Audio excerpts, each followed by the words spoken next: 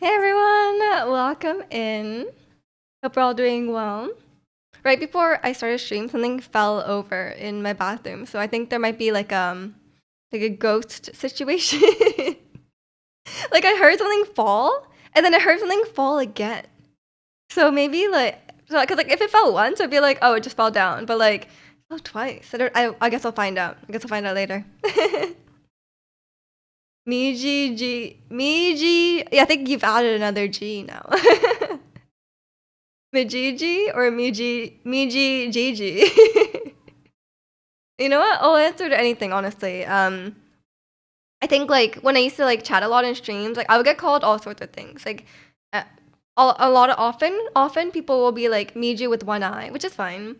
Or it would be like some people would be like Muji or me like it would just be like all sorts of things. Like I don't know what people. I think it's understandable. A ghost, definitely haunted.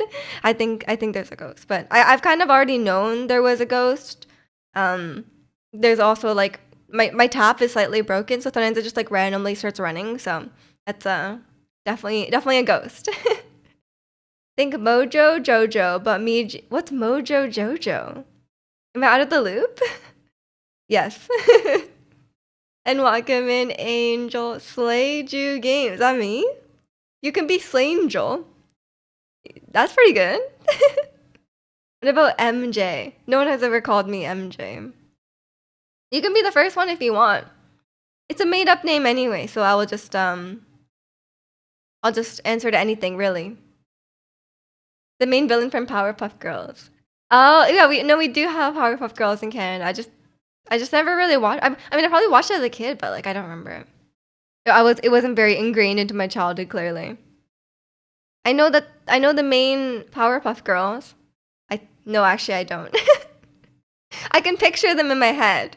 I know one of them is named Bubbles. I think, or like Bubbly or something, something like that. Okay, maybe I should. I should just say I have no Powerpuff Girls knowledge. Don't they have like a weird like dad or something? Like they were like I don't know the lore. Angel, yeah, that's you. You started it. Now you know a PJ and a MJ. There's a lot of options for these. There's like a lot of people that have J at the end. I guess because some people are like junior, like something junior, you know. But yeah, I guess I could be. I mean, MJ sounds cool, like Zendaya, you know, in Spider Man. That's okay. I'll associate with that and not Michael Jackson. I don't have any. I don't have any like excitement about that. But yeah, hope everyone's week was. Oh yeah, Happy New Year because we have not had a stream since December. So Happy New Year to everyone. Hope everyone's New Year was good. Um, I didn't do my New Year's stream. Like I didn't stream. I was gonna stream on the first, but I wasn't feeling great, so I had to cancel it. So this is the first New Year's stream, and I haven't not streamed Genshin in a very long time, but we'll get back to it. We'll get back to it. Yeah, Happy New Year. How was Does anyone have any New Year's resolutions? I don't really have like anything that's like, oh, like because it's the new year, I'm gonna do this. But um, I do want to start singing lessons again. I've been investigating um singing lessons in my area because my last singing teacher like just quit. Hopefully not because of me, but she just quit. So I haven't had any since like June or something like that, like May or June. So I need to find a new one, but I kind of want to find like a classically trained singing teacher, and I'll be like, I think it'd be cool if I could sing like I don't need to be like a full on opera singer, but like if I could sing like kind of opera, I think I'd be kind of happy. Like I don't know why, but I just think it'd be cool. But it probably would not be good to practice at home. But yeah, that's my New Year's resolution. It's not really anything. It's more just like I couldn't start singing lessons during the holidays. Like you can't just do a lot of things during the holidays, you know? That's the main thing. Um what else? What else? I haven't had Pilates since like I haven't had Pilates since before I left. So I think it was like November. So when I go back, it's not gonna be fun. But that's not really a New Year's resolution, you know. I'm just trying to like work out more at home, cause like, cause I otherwise it's like a long time without working out. Just to break glass cups with their singing prowess, that'd be bad. That'd be pretty bad. Blockman dive. Mockumin Zirconian, number one shatter. Let's go. You can finally have a streak because I didn't stream on Wednesday.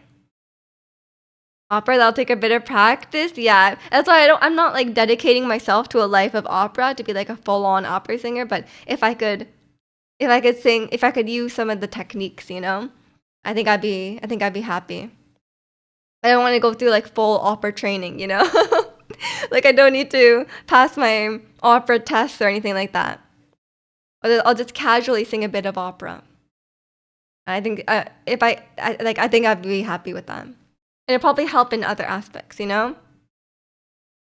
Like I want to be able to sing very high because I used to sing quite high when I was in choir. But then like you don't really use that part of your range. Like if you're just singing like a pop song, like no one sings that high. Maybe like Ariana Grande is singing that high, but like pretty much no one sings up there, right? In pop. I think it's kind of become out of practice. I don't know if it's just because I'm older, maybe my voice dropped a bit, or if it's just like lack of practice because I think I used to be much more comfortable up there. But yeah, that's the main thing.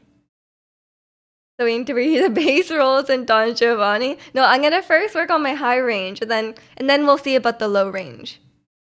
Cause that's the reason I originally went to singing lessons. Cause I found like a lot of times like a lot of songs are too low. Like maybe I'm just like too soprano, but like I was like, oh man, like a lot of like I'm singing like regular pop songs or whatever, and I feel like they're too low. And then I went to singing class, and she was like, yeah, you're fine. And I was like, oh, okay. I guess this is.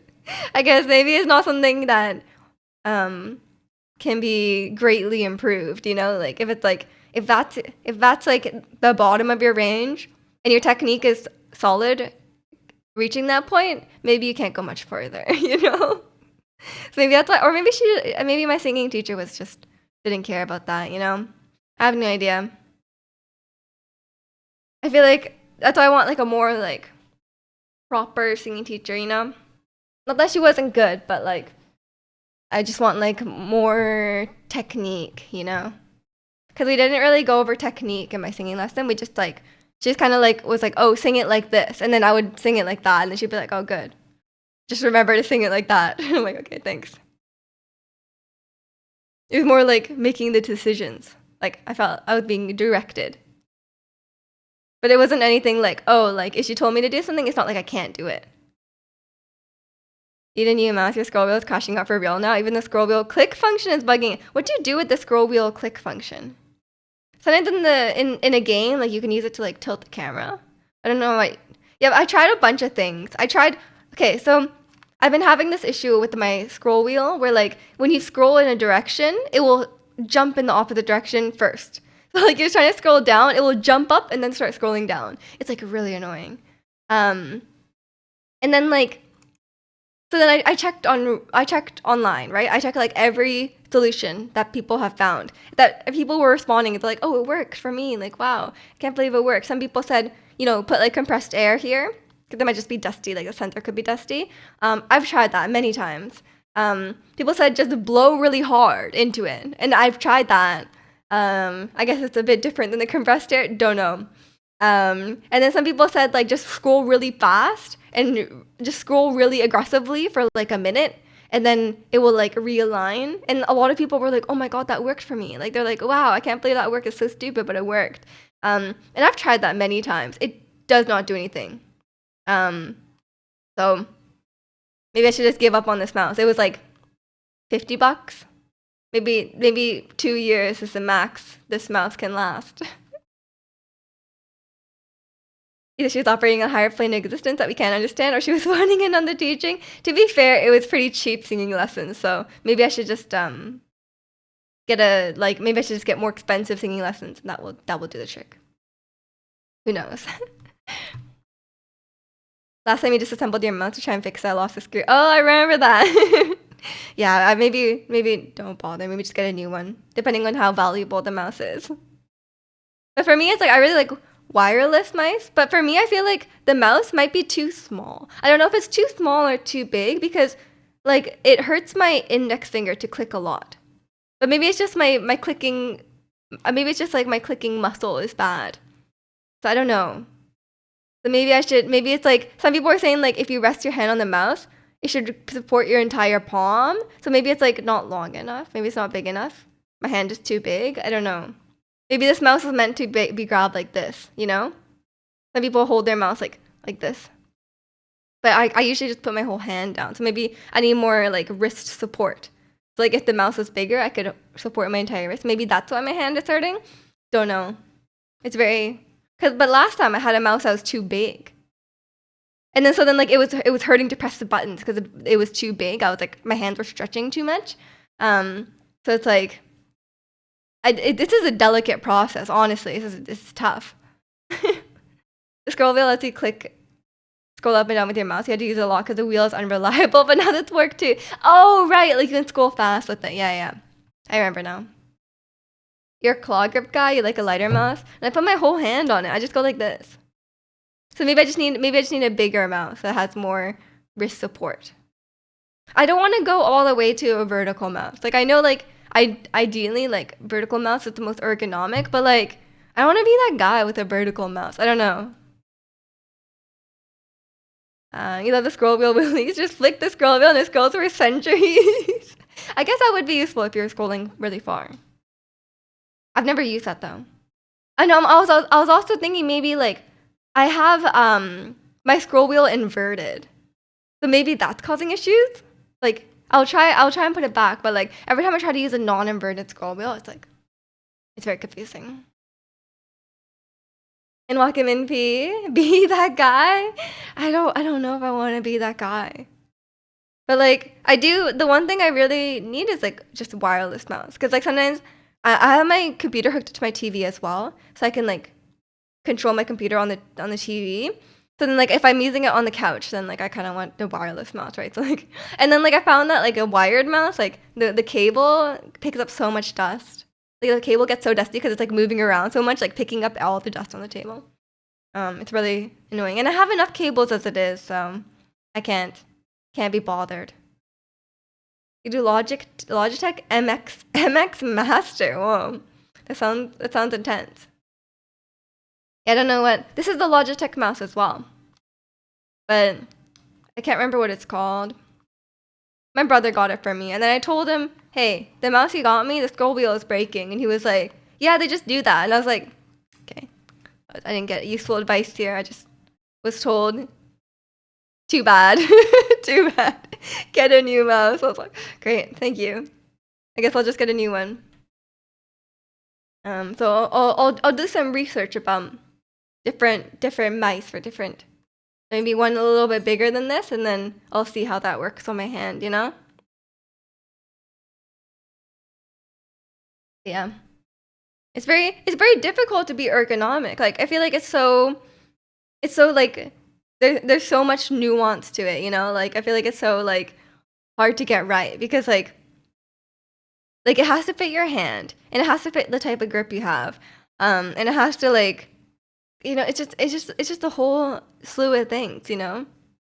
I like my ergonomic chair. I'm a big fan of ergonomic chairs. This chair is way better than that like crappy gaming chair I had.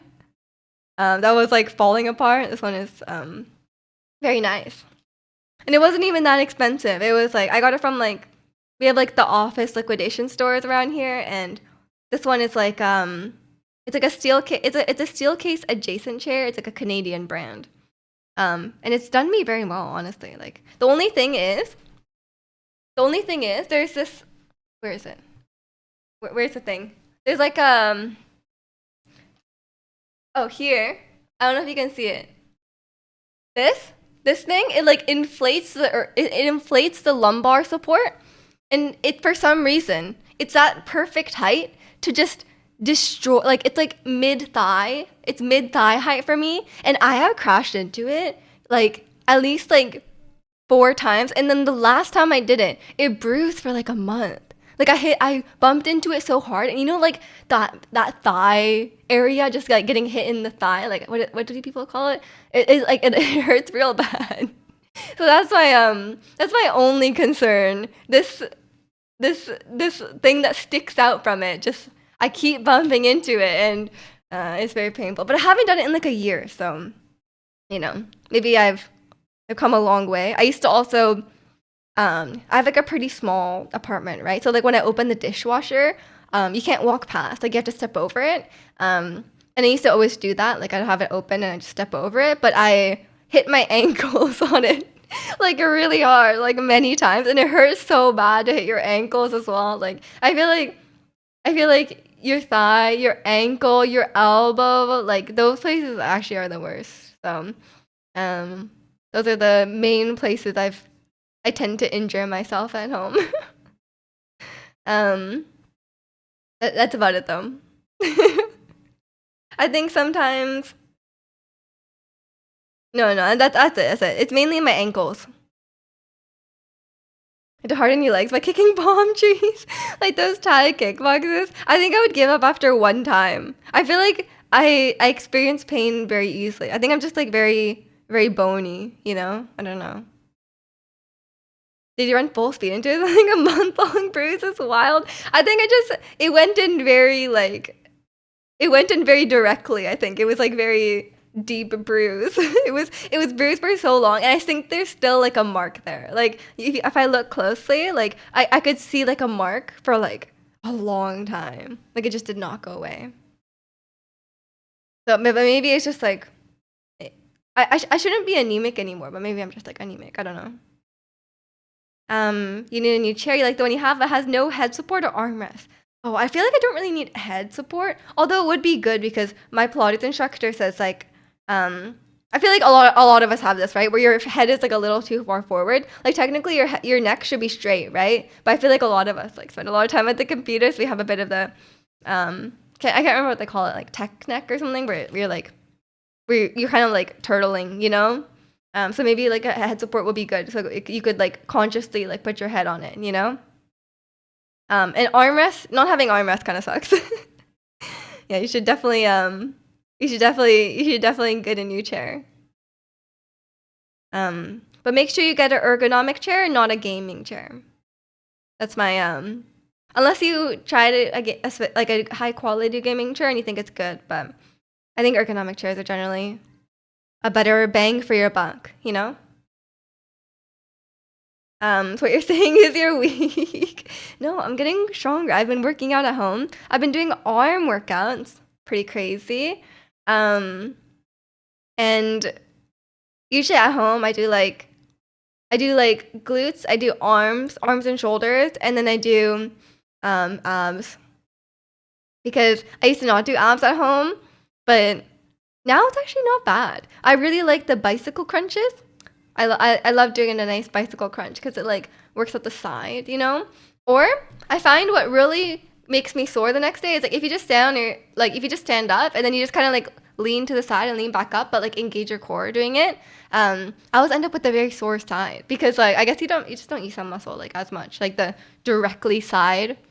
Um, I don't know if that's obliques or if obliques is more to the middle side. I don't know. There's a lot of muscles. There's a lot of muscles. Um, if you're just watching TV, you just stand there and you just keep like leaning to the side and going back up. If you do that like if you do that like honestly like not even that many times, it will make you sore. I think it's just like it's quite heavy for that muscle. I don't know. Or maybe mine are just weak. I don't know. Gamer lean, perhaps. I have been gaming. Um, I Istat has recently started playing Elden Ring on a stream, and I've been watching that. Right, I've been having a great time watching that. And then after watching, I was like, man, I kind of want to play some Elden Ring. I have not finished the DLC, so I went back into the DLC. I beat Romina or Romina. I don't know how to pronounce her name, but I beat her. The weird lady with the rot. Um, it actually wasn't as bad as I thought. um, and I felt very proud of that. And then I was like, okay, Time to go. Like technically, she's after Mesmer, but I got scared of Mesmer, so I went past him and decided to do her instead because she seemed easier. And then, but then I went back to Mesmer, and then I realized he's a fire guy. I have a fire weapon. Also, he's really scary. So then, like, I was having a bad time against him. So then I was like, Jack was like, yeah, you should get a different weapon, like, cause you're just doing like half of your damage is fire damage, and like he's a fire guy. Like it's like using a fire against fire. You know, it's a very not good. You know. Um, so I was trying to get a different weapon, but there's like a great katana with this NPC boss, and the NPC boss is like the worst. I checked on Reddit afterwards for validation, and everyone hates this woman. Like she just has like insane hyper armor. Like I don't know what her issue is. Like she just spams one attack, and she's like she has like hyper armor during it. So it's like it's actually the worst. So she interrupts all of your attacks because she has way more like poison or whatever. Um, Miju gains era. Every era is Miju gains era. It's easier enormous last to hold everything up. Yeah, that's true. That's true. I need to continue working on my lats. Cause like last time, or when I had my Pilates, like when I came back from Japan, when I did my Pilates, I was like, man, it's really tough on my lats, you know. Maybe they weaken quickly. Thought you were the weird lady. No, there's a lady that's weirder than me. She's like half her body is a scorpion, but like you can't hit the scorpion part. You have to hit like the human part. Cause I keep trying to hit the scorpion part, but the hitboxes are so weird, so it just doesn't really work. So I was like a bit annoyed by her. I was like, she has a weird scorpion body, and she has like a human body. She's like a centaur, but like the horse part is a scorpion, but it's like a really big scorpion. No, sorry, not a scorpion. Sorry, I'm wrong. It's like centipede. That's what I'm trying to say. It's not scorpion. Actually, it kind of has like a thing like a scorpion. I don't know. It's a mix of things. Reddit hates everything, so who knows? Possibly. But she's actually the worst. Like I think she's the worst. Like I wasn't even like a lot of times that I'm like, oh, this boss is hard. I can't wait. Like I'm like, oh, I gotta like improve at the boss and learn its attacks. That one I was like, I see its attacks, but like I think it's stupid. You know, like it's a very simple boss. Like her attacks are very very simple. But like just the way she is was just insulting to me. So I didn't want to. And welcome in, protagonist. Thanks for the 3-stream streak. I hope you feel better soon. Do you know if it's like, is it like a cold or like a flu? I feel like, make sure, did you get your flu shot this year? After my incident with the flu last year, I was like, I was so ready to get my flu shot. Yeah, I hope you feel better soon. I definitely know the feeling of the sickness that when you're really sick every day, you're like, oh, I'm sure I'll feel better tomorrow, you know? And then like the next day you're like still not better, and you're like, why am I not better? Because like normally when you have a cold, like you feel better within like a couple of days, right? But like there's sometimes it's like, you know, you're like, surely today will be the day I feel better, and I'm like, nope, my fever is higher than yesterday. That's great. It's a stinky way to start the year, definitely. But you know what? You'll get the sickness out of the way at the start of the year, and then you'll be like immune for the rest of the year. So, you know, you're just getting it out of the way early. It's not the flu or COVID, really? Well, at least it's not COVID. COVID really must be. I think I'm over my COVID. It's been like over a year now, so I think I'm over it. Like I think there's no more like you know, lingering symptoms, you know? I'm really not sure about this you know, like the COVID like brain fog. I feel like I definitely had that. But it's hard to it's hard to quantify. You know, it's hard to know like when it went away. But it's kind of an annoying one. But I definitely feel like my cognitive function has not been quite the same since COVID. But I also think like maybe it's like because I'm not in school anymore, like maybe I'm just not using my brain as much. Like that's also possible. Um, but it's really hard to say. Went to an emergency hospital and they said you don't have COVID or flu. I mean, I guess that's a good sign. I don't know, but I'm glad you went to the hospital and they don't they if they sent you back, then I guess they're not concerned. You'll get better soon. So hopefully you can just ride it out. And you hope you have a nice stash of cold and flu medication on hand. That stuff I always have it stocked now. Like I always have cold and flu medication in stock now. I live off that. Remember when Miji used to be smart? For real, like, I think my memory is really bad. Like, these days my memory is really bad, and I always used to have quite a good memory, but maybe it's like the stuff I have to remember is not as like it's not as easily like quantifiable. Like maybe that's why. It's really hard to tell. The COVID fog messed you up. Yeah, it's really hard to tell. Like maybe I'm just like maybe we're just getting dumber, or like maybe it's COVID fog, or maybe we're just like I don't know. Maybe it's like I'm just not using my brain as much. Like that could be possible as well. Because like surely like I did pretty well in school. Like surely I was able to remember stuff well. But like maybe the stuff I remember now is like personal memories, and like maybe I was always kind of bad at remembering like personal memories. I don't know. I can't even remember. But then I also feel like I notice when I'm driving, like I feel like I have to be a lot more like focused, like I have to be a lot more like purposefully attentive. Like not that I was like inattentive before when I was driving, but I feel like before I would be able to notice things better rather if I'm not like consciously making an effort to focus on them, I would be able to notice these things. But I find myself now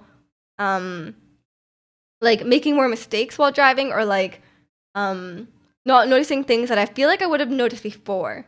But it also could be like it's really like again, it's very hard to tell because like maybe it's just like I've gotten used to driving because like I used to have a lot of like driving like anxiety, so like maybe I was just like hyper focused at that point. And then now it's like I have a lot of like muscle memory from driving, so maybe I'm just less attentive because I'm like relying more on muscle memory. Like that's also like there's an explanation for everything, but like it also could be COVID, or I guess it could be a combination of things as well.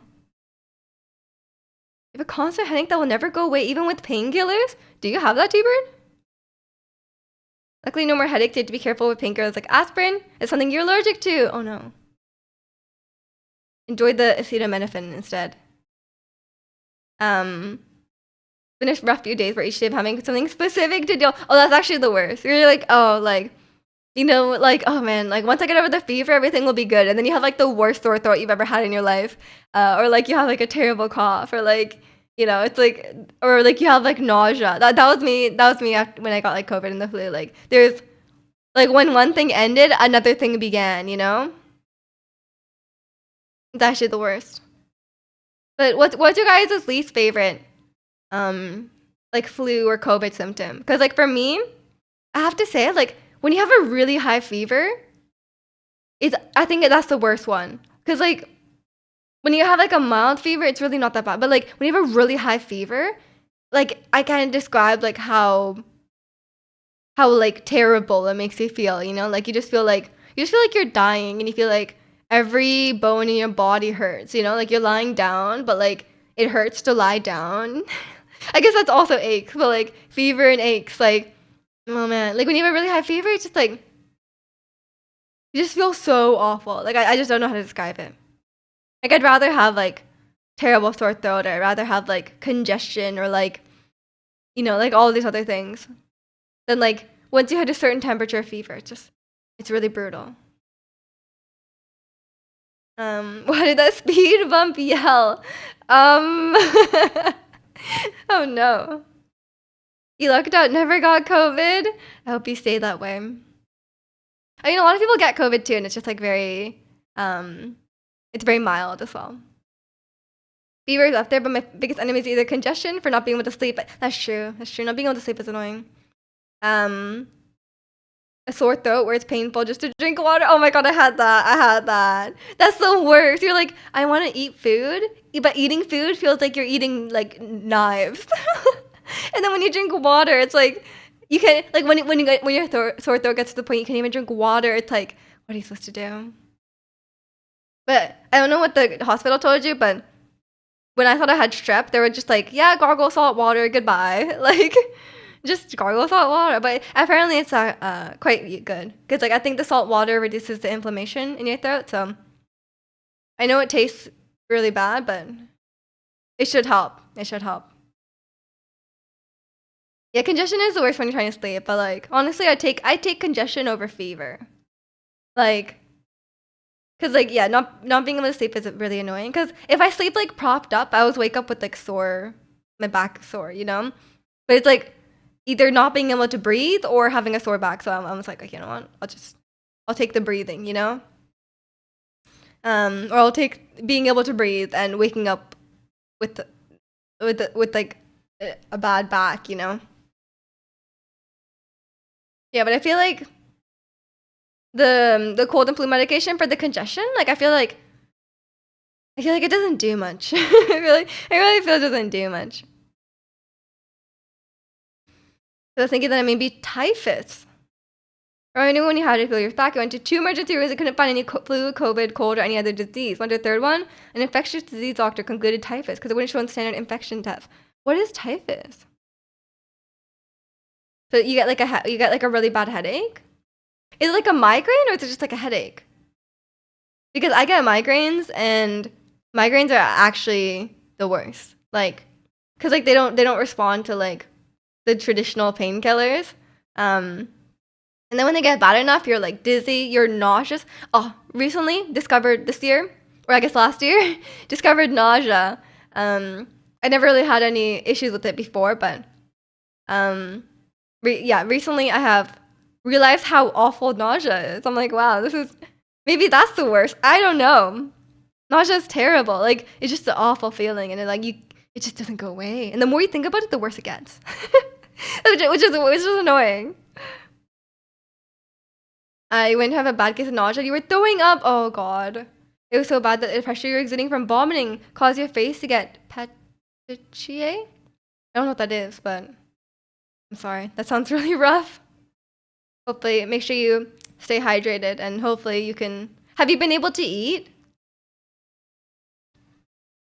Cause for so long, like when I'm sick, like I just do not want to eat. But like you kind of have to at a certain point. But it's that's really rough. Yeah, after my sickness times, I keep like I don't know what you guys keep in your personal pharmacy, but I definitely have a lot of cold and flu medication. I obviously have like painkillers in general around. And then like I keep soup around. I'm like I need something that I am able to eat when I'm sick. So I do keep some soup around. A really nice food to make, a like classic Japanese like sick food is like okayu. It's rice porridge. So you basically make rice like the normal way, but you add a lot of water. So it's like you just add like way more water than you normally would, and it would make like a really like watery rice, and you can just put some salt in it or whatever you want. Honestly, it's like congee, which is like the Chinese version of it, but it's really nice to eat when you're sick. For the capillaries under your skin pop, where red, purple, brown spots appear on your face from the breathing. Oh my gosh, I'm sorry. I really hope you feel better. It sounds really awful. I'm sure it will not be much longer. I feel like usually when you get to the point where you're like congested, that's usually, or the sore throat. The sore throat is usually when it's about to end. Welcome in rain check. When I got to work, I have backup medication in my desk. You need them when you least expect them. Exactly, exactly. You gotta have that. Like I don't know if you guys are ibuprofen or acetaminophen people, but I'm an acetaminophen person. I got that around. Rice porridge is a common old timey food here. Oh, okay. You guys do it too. Guys, it's a really great sick food. That's usually my favorite, but I also have like those like instant soups. I usually keep that around. And welcome in Ratzi. What's not longer? Um, Protagonist is sick, so we're wishing a short period of being sick. You have a health bucket beside you just has medication. How much medication do you have at work? Or you mean at home? At home. I mean, I don't have an office anymore, but if I did, I definitely would have some Tylenol at the desk. But at home I have quite a bit. I have a I can't remember what other medications I keep. Oh, these days I have like nausea medications. For me, I find like gravel is quite too strong. But I got some nausea medication in Japan, and it's so good. Oh my god, I take it when I go on the flight. I take it when I get on the flight. Oh, just complete. I had a last time I got when I was flying back from the UK. I had a deep sleep. Like I slept so deeply that they came by on the when they came by with the food, and the flight attendant put it in like the pocket in front of me. Which I was very grateful for because I was actually very hungry when I woke up. I was like, I was very sad that I missed the food, but then I saw it in the like she literally like went in front of me, put it in the pocket, and like I guess gave food to the person next to me. Did not wake up. I was in such a deep sleep. It's crazy. Um, you eat spicy foods when you're sick just to feel something. Um, yeah, I don't do that's crazy behavior. I do not do that. But honestly, that's actually not the worst because like like spicy food. At least for me, I'm terrible with spice. It really clears your sinuses. Like I'm the person like where I'm like if I eat spicy food, my nose is running. So maybe that's actually a good strat. It's super new to me, never happened before, but I'm told that your face is slowly getting better. You still have a bloodshot eye, but you're good. Your face looks like that villain from Doctor Strange. Oh no, I'm sorry, protagonist. But I'm sure I'll go back to normal. Um, does it hurt? Or is it just like the appearance? Is it kind of just like one of those bruises that doesn't really hurt? Typhus mimics a lot of symptoms that you would normally have when sick, like headaches, vomiting, sweats, and abdominal pain, but doesn't show up any standard tests that hospitals normally test. Determine SB specialized test. It takes about 2 weeks to see if you have it. It's pretty rare, but you get it from flea, chiggers, or lice. Interesting. That is scary. There's so many like random illnesses out there that like can kill you. Like you're like there's so many illnesses that are just you're like I'm like I didn't know I had to be scared of that, but now I do. At home, I have two different types of Advil and two different allergy medications. Fair enough, fair enough. And welcome in sushi. Everyone getting sick for real. I know it is. I mean, it's that time of the year. Like everyone was doing stuff for the holidays. It's cold out. Flu season. I actually don't know when flu season actually is. I'm assuming it's just the winter. And welcome in green. Don't forget to drink water, stretch, and take care of yourself. Of course, of course. Thank you so much. I appreciate it. And welcome in. You do spicy food and league stream coming 2025. Why am I doing both at once? Why torture myself? Hot chip challenge. I cannot. I think Istat did that. Like he did like something. He was eating like spicy peppers, and he did really well. I would not do that well. Okay, I have a sensitive stomach. And I'm not good with spice, so it would end terribly for me. I'm not gonna do that. And welcome in, Kai. Hope you're doing well. You scared of rabies? I keep my distance from Michu. Yeah, I almost bit zirconian. Your face doesn't hurt, only some tenderness on your left temple, but that's from the vomiting. Gosh, I hope you feel better soon. That is, yeah. Okay, I've told you to feel better soon many times. So maybe the more I say it, the faster you'll feel better. If you could only play one video game forever, every other video game is gone. Which game would you pick and why? What? What should I... One video game forever? I honestly don't know. I feel like that would be very sad. A lot of games I play a lot of my favorite games are not replayable. Maybe like I have to pick a replayable game. Maybe like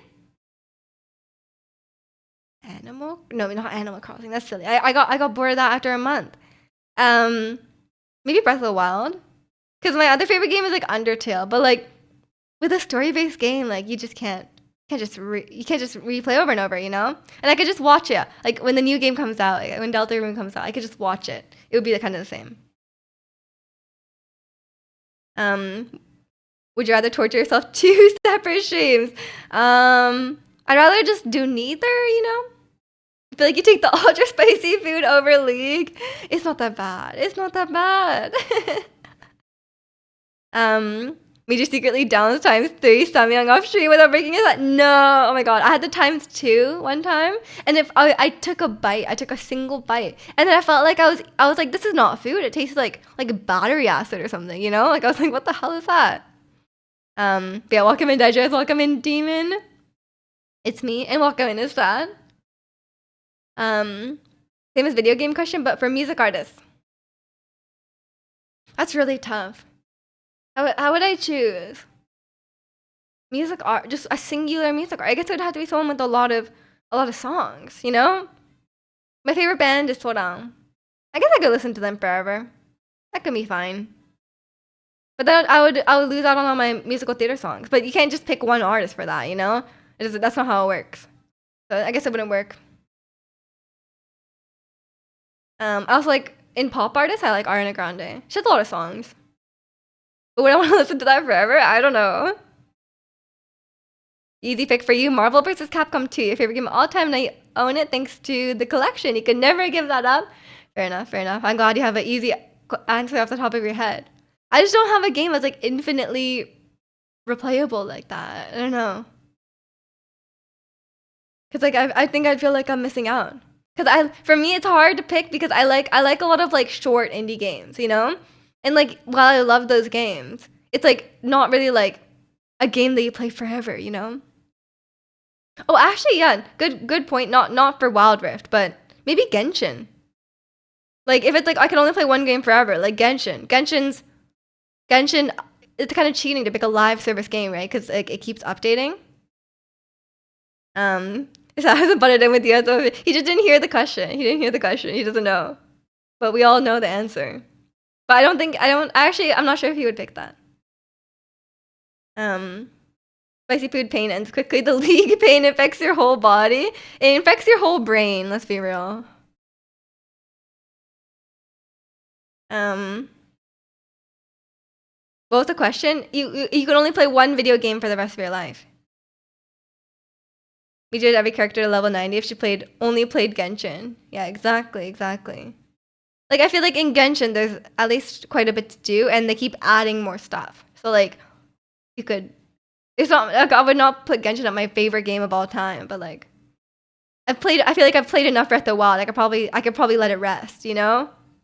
Like, if I never played Breath of the Wild again, it'd probably be okay. It was not infinitely replayable. Dark Souls. There's a reason you refuse to play that game, because game equipment is very expensive, but there's videos of people raging from this game.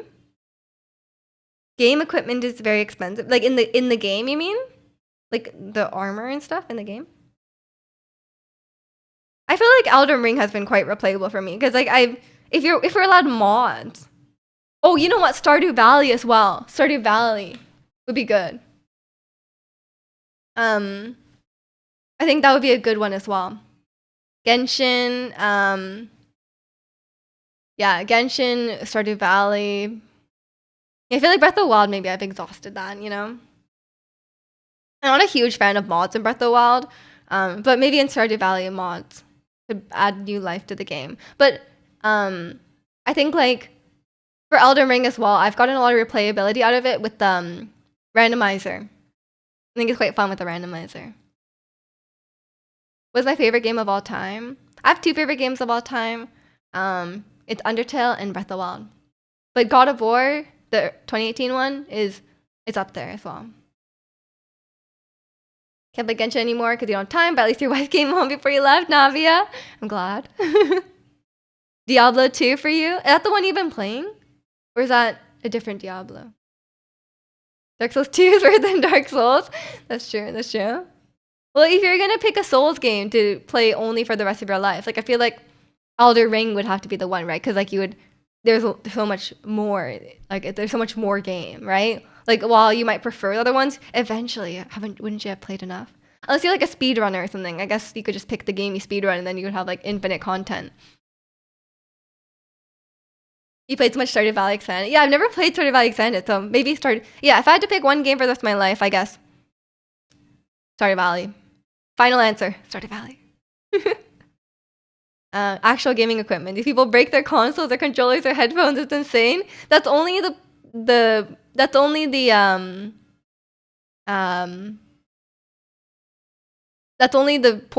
poorly emotionally regulated players. I think the majority of people who play Dark Souls do not break their gaming consoles.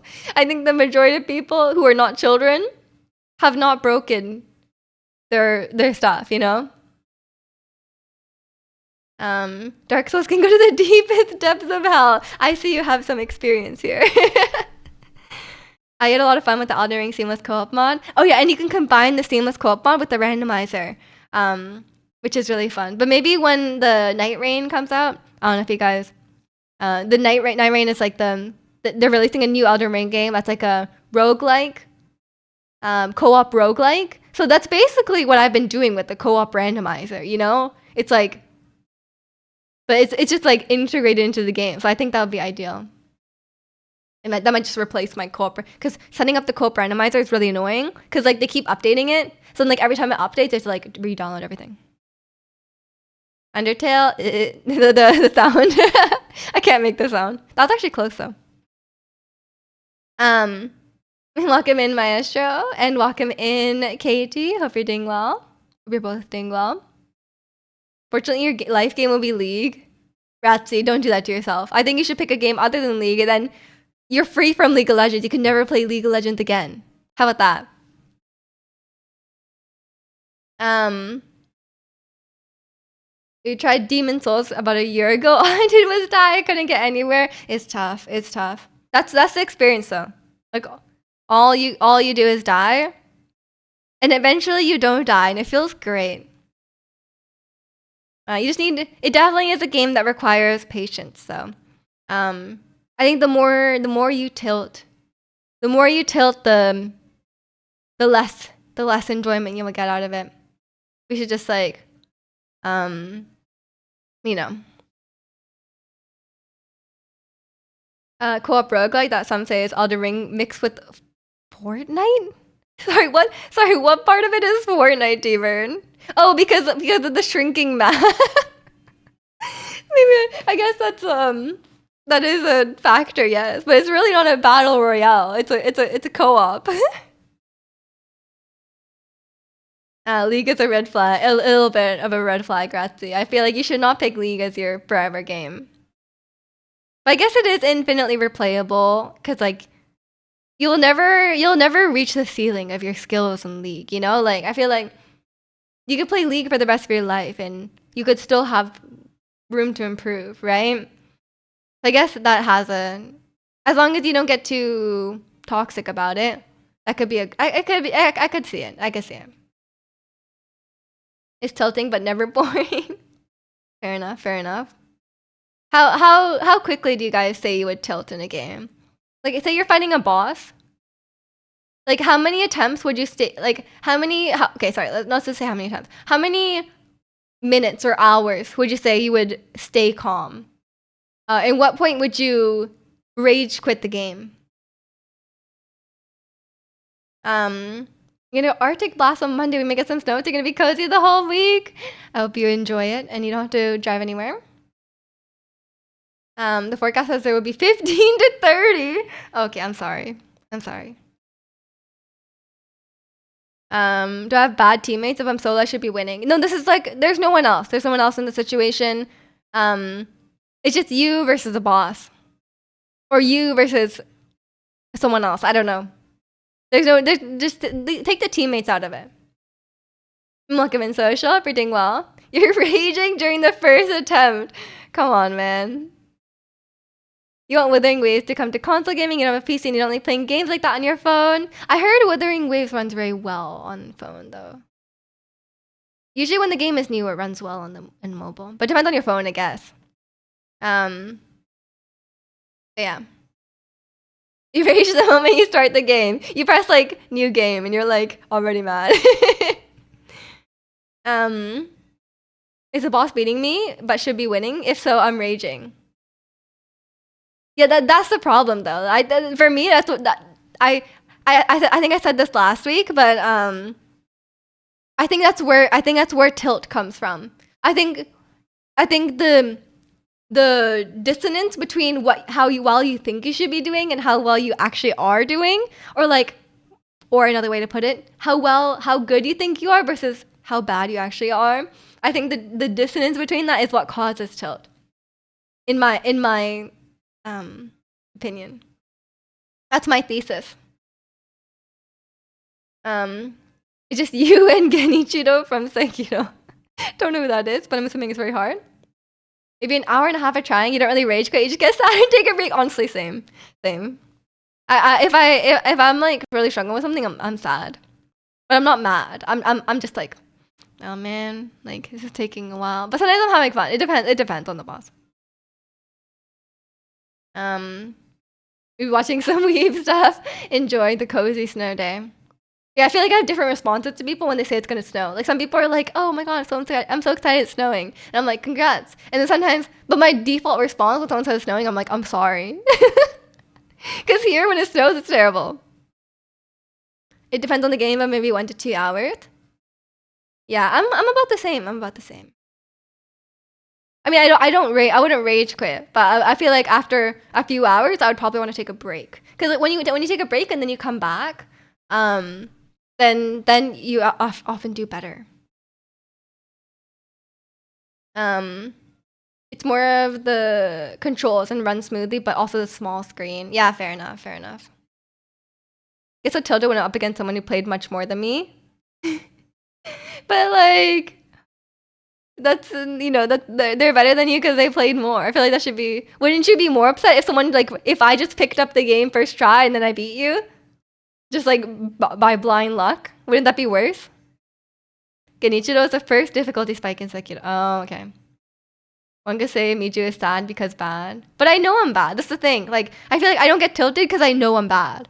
Because I'm not like, oh, I should be doing better, and I'm not mad about that. I'm just like, okay, I'm bad at the game and I'm going to improve. Like that's usually my mindset. But for me, I'm like, oh, this is hard. Like I'm like, this is really difficult. So I feel like for me, that gives more like understanding to myself. Like, hey, this is really hard. That's why I'm failing repeatedly. I have to improve. I get frustrated with bad RNG. If like a 90% move misses in Pokemon, that's annoying. Yeah, I guess that's fair enough. RNG can be frustrating. Like when stuff is outside of your control, then that's like for me when I get annoyed in like Elden Ring, for example, when I feel like the boss is designed poorly. And like there's stuff out of my control. Like for example, I was fighting a boss in the DLC recently, and I have a pretty decent computer, but the DLC is not very well optimized, and it was lagging a lot. I had to put it down to like medium settings, which I never had to do in Elden Ring before, and it still was lagging. So that's a bit annoying. The snow last night convinced me you need a nude windshield wipers. Yeah, you'd be surprised. As long as you need to as long as you don't need to go outside or anywhere, you like snow. Yeah, I agree. Can't really say you tilt much since I don't play many competitive games, but some solo games get you agitated. Like what? That's different. You get humbled. Plus, that happened with Pokemon. That's true. I did beat you. But you can take a little bit of credit for that one. I'm gonna be playing soon. About to get ready for work. Okay. Enjoy playing it when you get home. When I know I'm bad at a game, you quit. You just quit. What do you mean, Ratsy? Or you download mods to make it easier? Really? You don't just try and improve? Well, you can't be good at every game right off the bat. You know, you gotta if it's like if it's a new experience, you gotta get up the learning curve. But yeah, I think outside of factors like outside of your control, like someone being mean to you in the team chat or like I guess okay, that's a bit different though. I think getting mad about your teammates and like trash talking your teammates and like engaging in the chat, I think that's just no offense, emotional immaturity. But when you're getting mad in like a one-on-one situation, I think that's ego. I think that's ego. You I think it's people like expecting to perform better than they are, and then that makes them angry. I think that's when you have your ego tied into it, that's when your pride gets a bit bruised, and then that's when you tilt, you know. You want to better at staying calm when playing, and better at quitting immediately when I'm tilting instead of just continuing and making it worse. Yeah, that's a thing too, right? Like sometimes you can push to the frustration and then you beat the boss and you're like, that's great. But you also have to know when to stop. You know, like if you're really not having fun, just stop. You know, like if you're playing a game, playing games should be fun. You know, unless you're like a professional esports player, which I don't think any of you are. Games, you know, you should be playing a game for fun. So if you're not having fun, you should stop, you know? It seems very simple to me, but I guess it's not. I don't know. It was a great moment. I was very proud of myself for that, honestly. I feel like I've improved a lot. I feel like I've improved a lot at Pokemon. Um Mi's gotta be the nicest League player ever. I think I'm just like an averagely nice. I guess not for League, but like just in general. Maybe you're a pro Excel player. What do you mean Excel? Like the spreadsheet? How dare you suggest I'm not an esports pro? Sorry, what is your specialty? I'm sorry. I'll Pokemon Go? Not gonna lie, I can't recall a game right now that gets me aggravated. Most I've played lately were pretty chill. Yeah, it also depends what games you play as well, right? Um, like no one's. I mean, I hope no one's out here getting tilted playing like Animal Crossing or like I don't know, like Stardew Valley. Like maybe you should reevaluate a bit if you're getting tilted at these things. The spreadsheet, they have a world championship. They have esports. What? That's crazy. The esports, the Excel World Championships. Mario Kart. I mean, Mario Kart is a competitive game. And Mario Kart, okay, but to be fair, the design of Mario Kart is inherently unbalanced, right? Like Mario Kart is like they're trying to even the playing field. Like it's not like Mario Kart is not a fully skill based game, right? It's like a family game where they're trying to like, the person who's in last, who's the worst player, they're trying to even the playing field. But it would be tilting if you were playing based purely on skill. It's annoying and Stardew Valley expanded when I couldn't combine my farm with your wife's winery. And I don't know. I don't know about Stardew Valley expanded. But if you're getting tilted, you should stop. But maybe the game has limitations. A Stardew Valley Animal Crossing rage compilation would be hilarious. Yeah, what would you be raging at? I don't understand. I guess maybe like dying in the mines. Like Stardew Valley does have like combat. Yeah, blue shells. Exactly. I feel like Mario Kart doesn't have the full. It doesn't have like complete competitive integrity, right? I think about it when you're playing Ghost of Tsushima on Lethal Plus mode. That's really frustrating. Yeah, I feel like The really high level modes would be really annoying. But I never do that. Like if I have like a story based game, um, like if I have a story based game, then I've always put on like the easiest mode possible. Like there's easy mode and then there's like the one before that. I usually put on the one before that. Cause like some games I just do not care about them.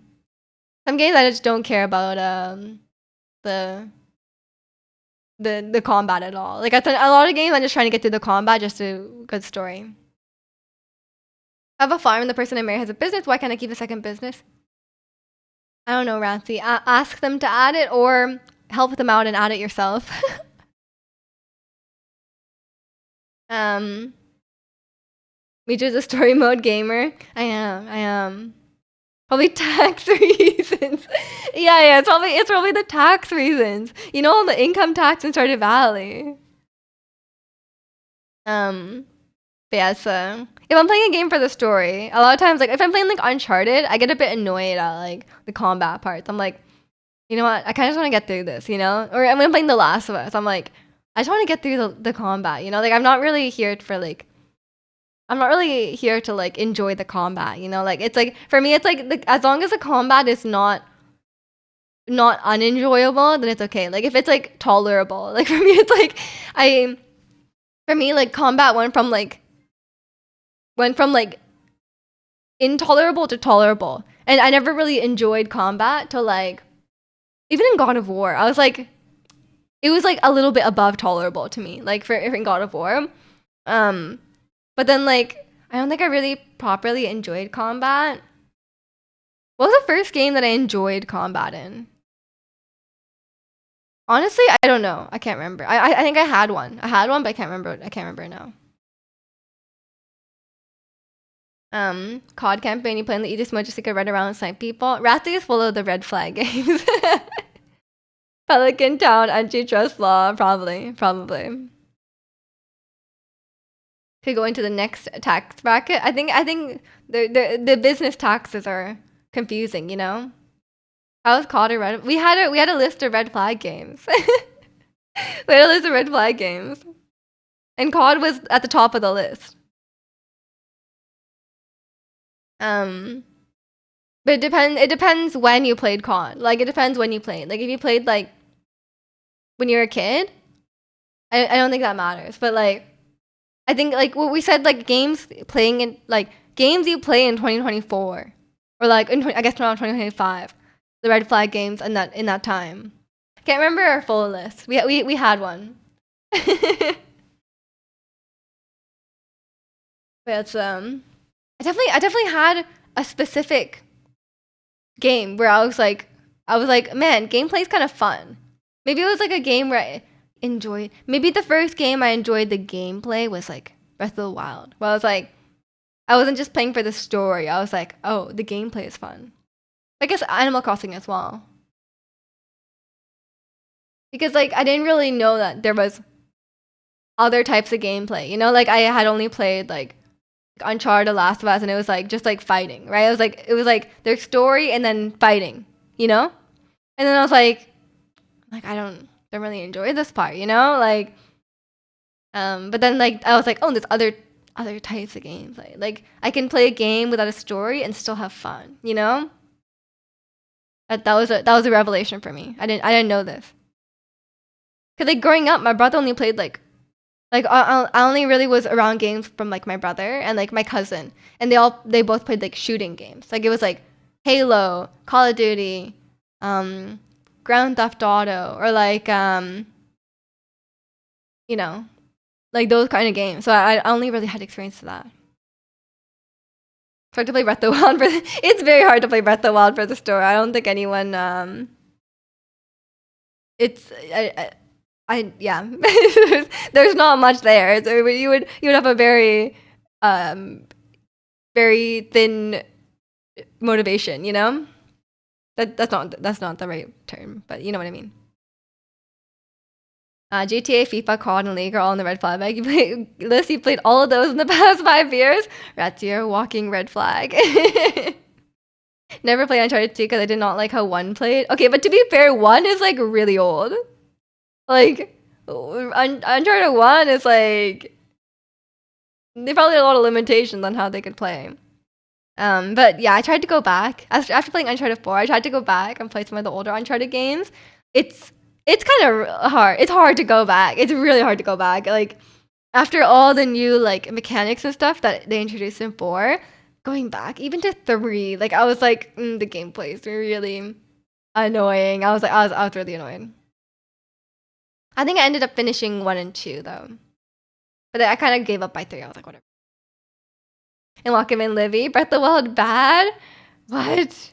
Yeah, you can't say that here. You can't say that here. Bad.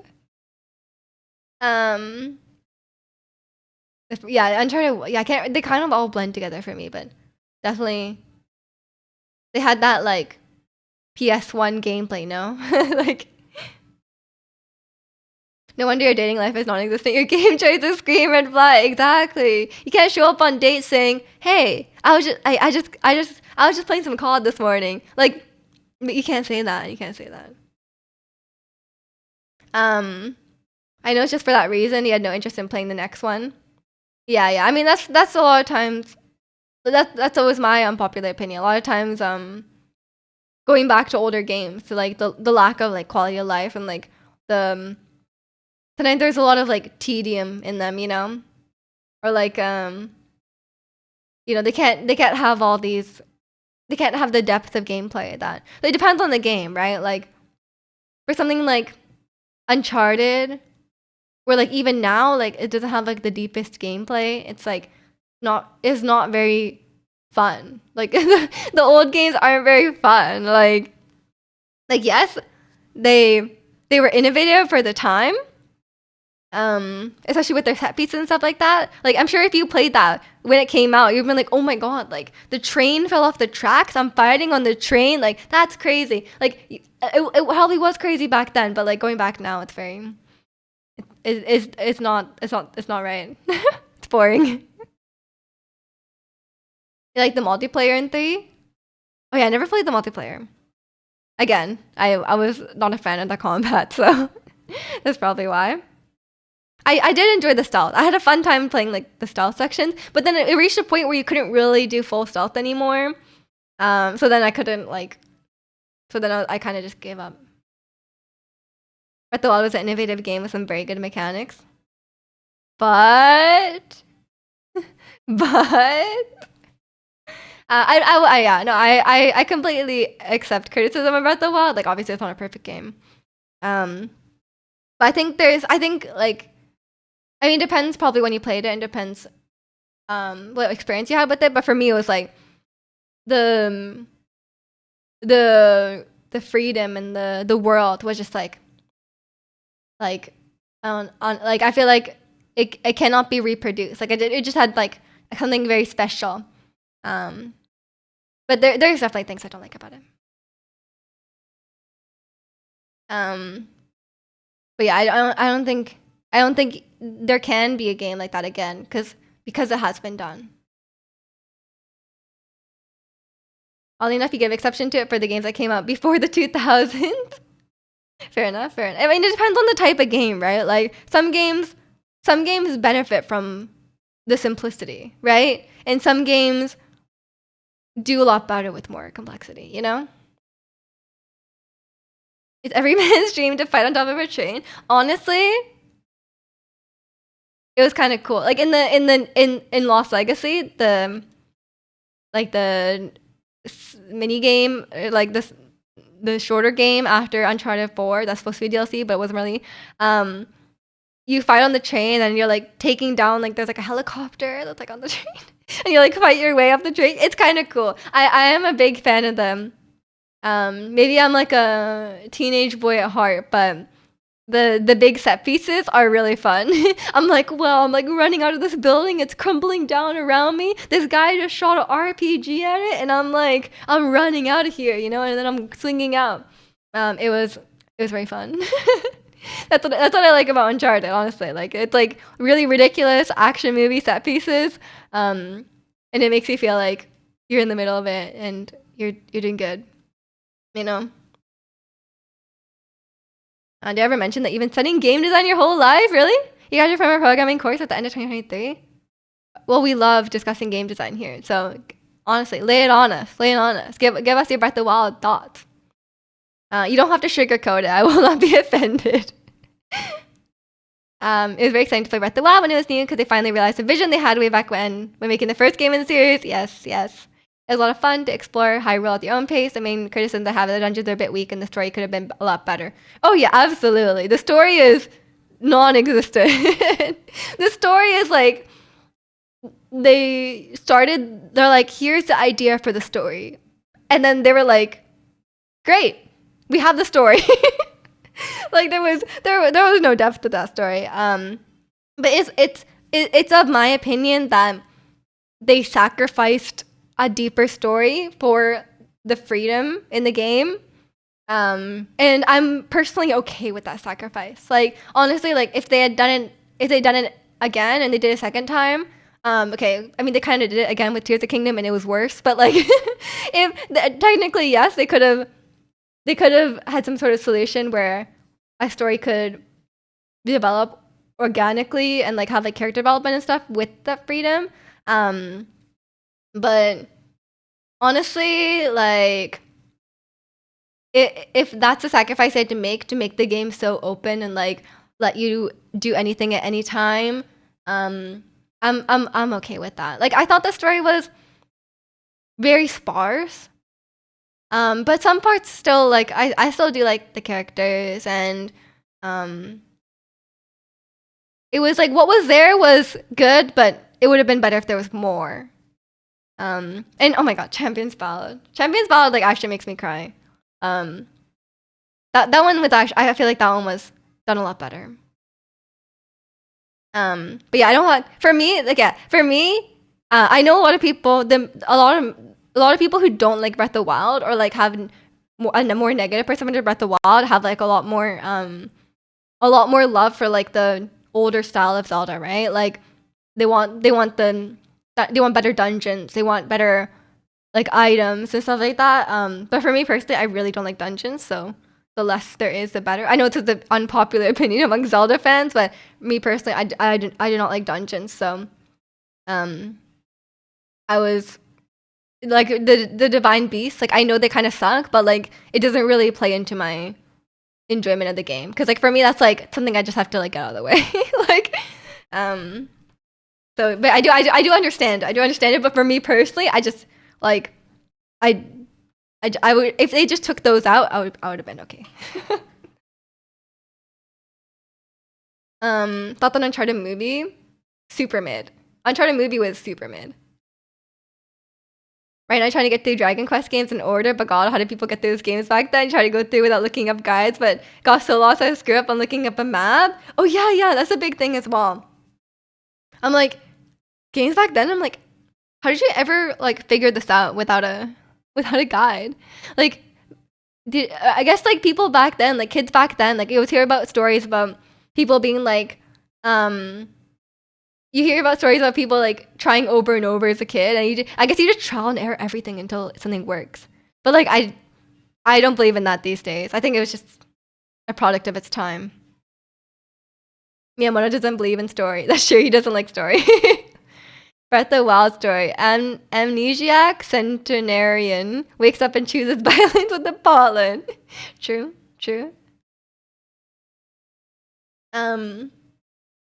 Baldur's Gate or League, if you had to pick one to play. League. I'm not playing Baldur. It's alright. Like I know I'm not I don't have anything against Baldur's Gate as a game. I'm sure I know it's a good game that people enjoy, but I am the last person that should be playing Baldur's Gate. I think Tears of the Kingdom did a lot better in both regards, but the game was carried by its B-plot and the main story felt very samey compared to Breath of the Wild. I mean, yeah. And oh my god, the same cutscene at every single dungeon. That was the worst.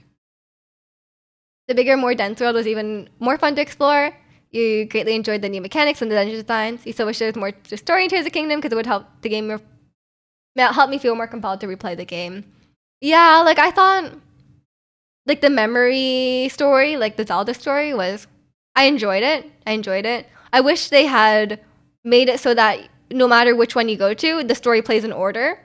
Because I did play the story in order only because chat was like, yeah, like we don't want to spoil the game for you, but like you should watch them in order because I don't know like why they would like that story does not work out of order. Like the Breath of the Wild memories, they're fine out of order, honestly.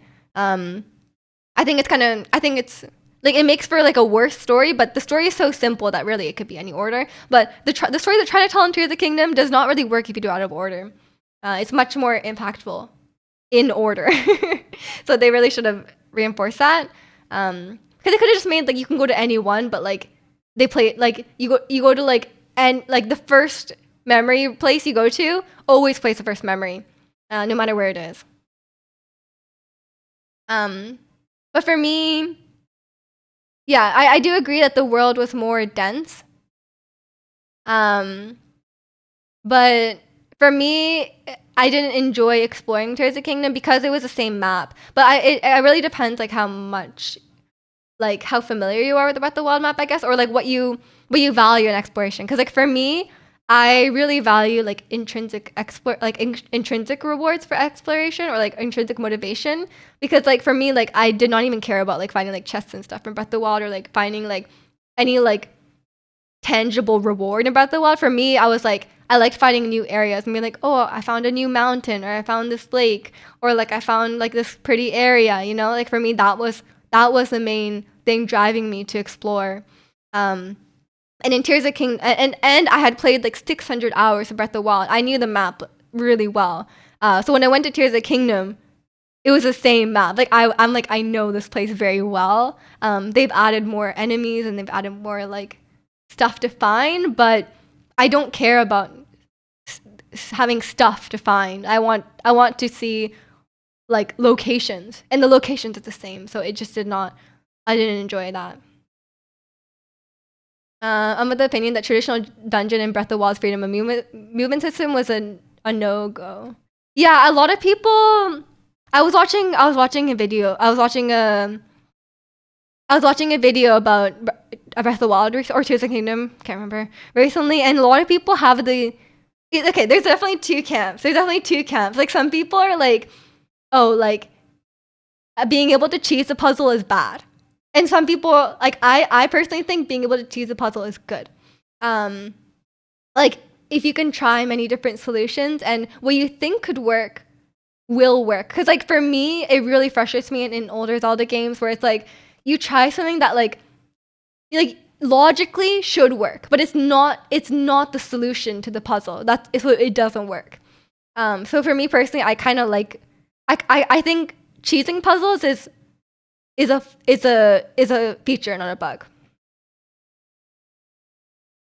I quit Gen 1 2 Pokemon every time I realize I have to grind to level up my mons. True. I hate random encounters, so you guys know. The Divine Beast and Tears of the Kingdom Temple, my scroll wheel is not working. Played the same to me, faffed around with the puzzle until I brute force a workaround. Yeah, I mean, that's the thing. Like, I think that's very, like, a personal thing, right? Like, I think it's just like some people really like that, and some people really don't like that, and I think both are valid. It's just like a personal preference.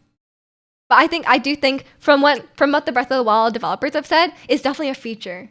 They definitely are okay with people cheesing the puzzles. Old games couldn't be big due to data limitations. The game design had to avoid making things either friendly or convenient in order to give players more playtime. Exactly. And like these days, like I was watching a video about. Sorry, I'm getting very behind in chat, but I have a lot to say.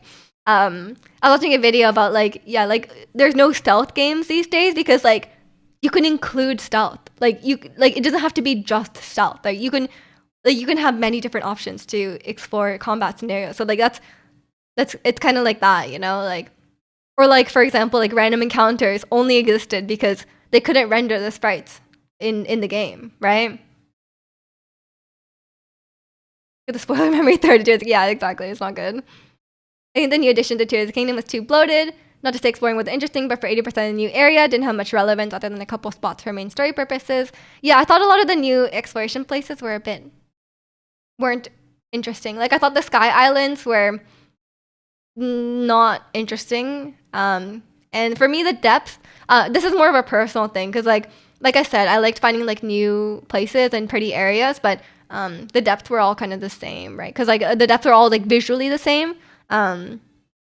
And for me personally, who doesn't like finding new enemies, who doesn't like finding like some random like a piece of armor or like a like a spirit orb or like whatever those things. Like I don't care about those things. The depths were just ugly.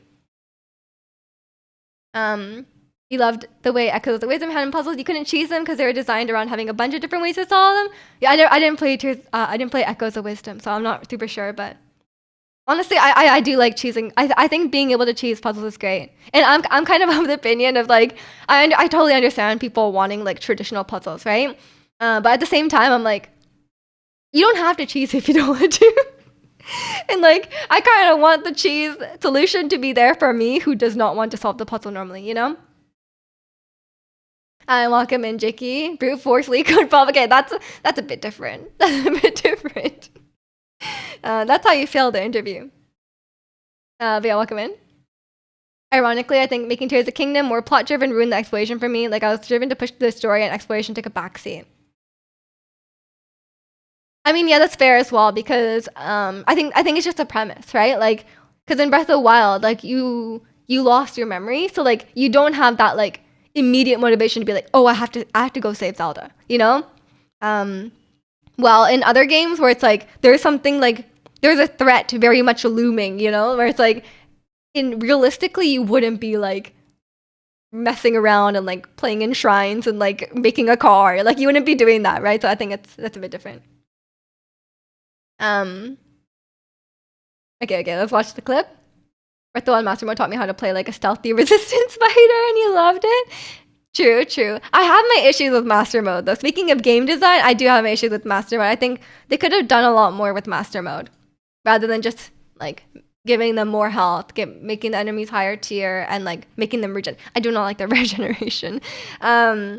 Mostly because of that one level in Trial of the Sword. But yeah, they could have done a lot more.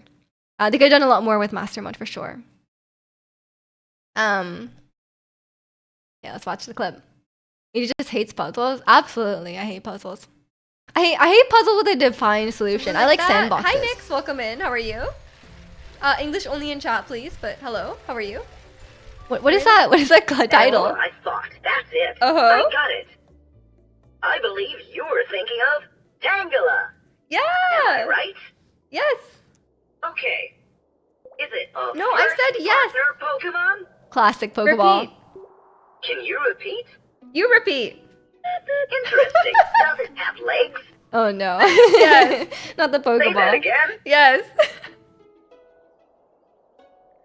Yes. Can you repeat? Yes. Say that again. Yes. I see. Oh, I think I know. Just keep going. Oh my god, not the Pokeball. Yeah, that was your clip. You like the way stealth is handled in Skyrim? The mechanics were bad, but a lot of levels have 2 or 3 different paths you can take with more direct routes and detour that help you stay aside from enemies. Yeah, like having options in combat. I think as someone who doesn't love combat a lot of time, I think having a lot of options and, you know, this is ironic as a puzzle hater, but treating it a bit like a solution, like a puzzle to be solved rather than just like brute force, just like skill based, can be kind of fun. I'm a big fan of stealth. You did not like that. There was no reward, like a fulfilling one when you completed the depth, among other things. Yeah, I did not complete it, so I don't know what the reward is. There was like those light routes, right? Is that what you mean? Like, but then that's just the map, right? Little narrative dissonance, exactly. It feels weird. Like, I don't mind in some games. Like, for example, like, I'm pretty sure Uncharted has like an achievement for ludonarrative dissonance, like when you kill enough people. But that one is like, it's not that serious, you know? But yeah, and definitely sometimes it feels weird. And like, for example, in Zelda, where it's like, I'm like, oh, Zelda's dying? Let me just make this cool bike. I'm gonna make a bicycle out of these planks. Like, you know, it's just silly. I can see why the regen feels cheap, but it did force me to get good from a tactics standpoint. Yeah. I mean, we probably had, you know, social, like, taking into account our skills and abilities, we probably had very different experiences with the Breath of the Wild combat system. Hu Tao. Hot Tao. Okay, let me get my Hu Tao hat. I'm rolling back. I'm rolling over. This hat, the issue with this hat is that it's like it's meant to be worn with like a wig, so it's kind of big, you know? Like it works a lot better with the wig on, but it's just a big hat. It doesn't really stay on properly. Because you're supposed to wear a hat with like the big pigtails that Huta has, so it's not quite right. Baldur's Gate 3 has a lot of options to skip combat. That's nice. I like a good auto battling system that actually works. By the way, because I tried to play Fire Emblem Three Houses, and I was like, I didn't want to do the chess battling thing because I didn't like it. I just wanted to play the story again. I was trying to get through the combat to play the story, and then I did auto, and then it auto doesn't work. Auto does not work. You just lose. You love exploring the depth only because it's so much fun to play around on your hover bike since you managed to save a perfectly balanced design. Oh yeah, that's the one thing people don't like as well about Here's a Kingdom like building, because they're like, yeah, like you could make a bunch of different structures, but really the hover bike is really effective. Like, you know, the one where you put the two, you get like the steering stick and then you put two fans on either side. That bike is so versatile. Yeah, that bike is so versatile. It does everything. Also, I didn't get a lot of use out of the building and the vehicles because one could not drive them. You guys saw me try to drive the you know the planes that are shaped like the bird. Every time I try to fly them, they would nosedive into the ground. So that was lack of skill on my part. Could not fly the plane. And then two, I did not know you could upgrade the battery. I never once found a battery upgrade. Maybe because I didn't explore the skies enough, but I never found a battery upgrade, so I was only had one battery. So I was like, these are useless, man. Like I'm flying for like 4 seconds and then it dies, you know? So it was unless I like hold the orb. I was like holding so many orbs, like using those, but then I didn't know about this. Are you getting Hu Tao's new attire? I don't own Hu Tao. So no, but I'm going to oh my god, my scroll wheel.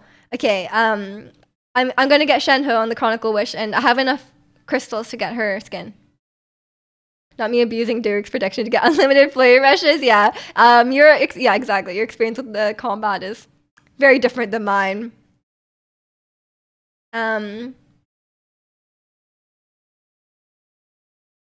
You love that? Yeah, we all love that bike, you know. Before I learned that the bike had a similar design that was almost as good. It was fun to come up with my own designs before I learned about that one. Yes. I actually had a lot of fun. I mean, I love it. I love a nice sandbox. I love building stuff. So I had a good time with that. I just wish I had more battery. You do hear how Tears of the Kingdom has some forced linearness. You explored an area for a whole weekend before I caved and Googled and found out I had to complete a quest, not chest queen, before that area properly unlocked. That's annoying. Yeah, I prefer the region to be completely open. I mean, like Breath of the Wild had some like, Breath of the Wild had some areas where it's like, they were like harder to explore, you know. So it did kind of lead you in certain directions. Like for example, like the first divine beast that's like the easiest to go to is like Balruda, right? Because there's no like, you don't need like cold protection or heat protection or desert protection, which is not hot heat protection, but something else.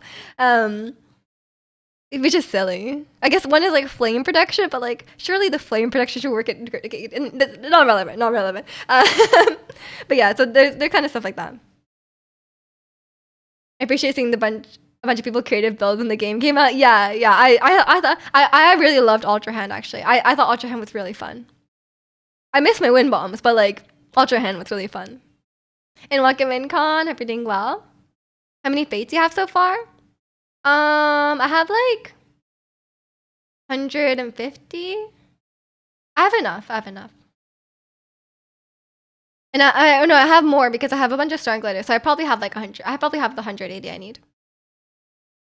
Try to get Huta every time she ran until her most recent banners, and they have Arlecchino now. Arlecchino is so busted.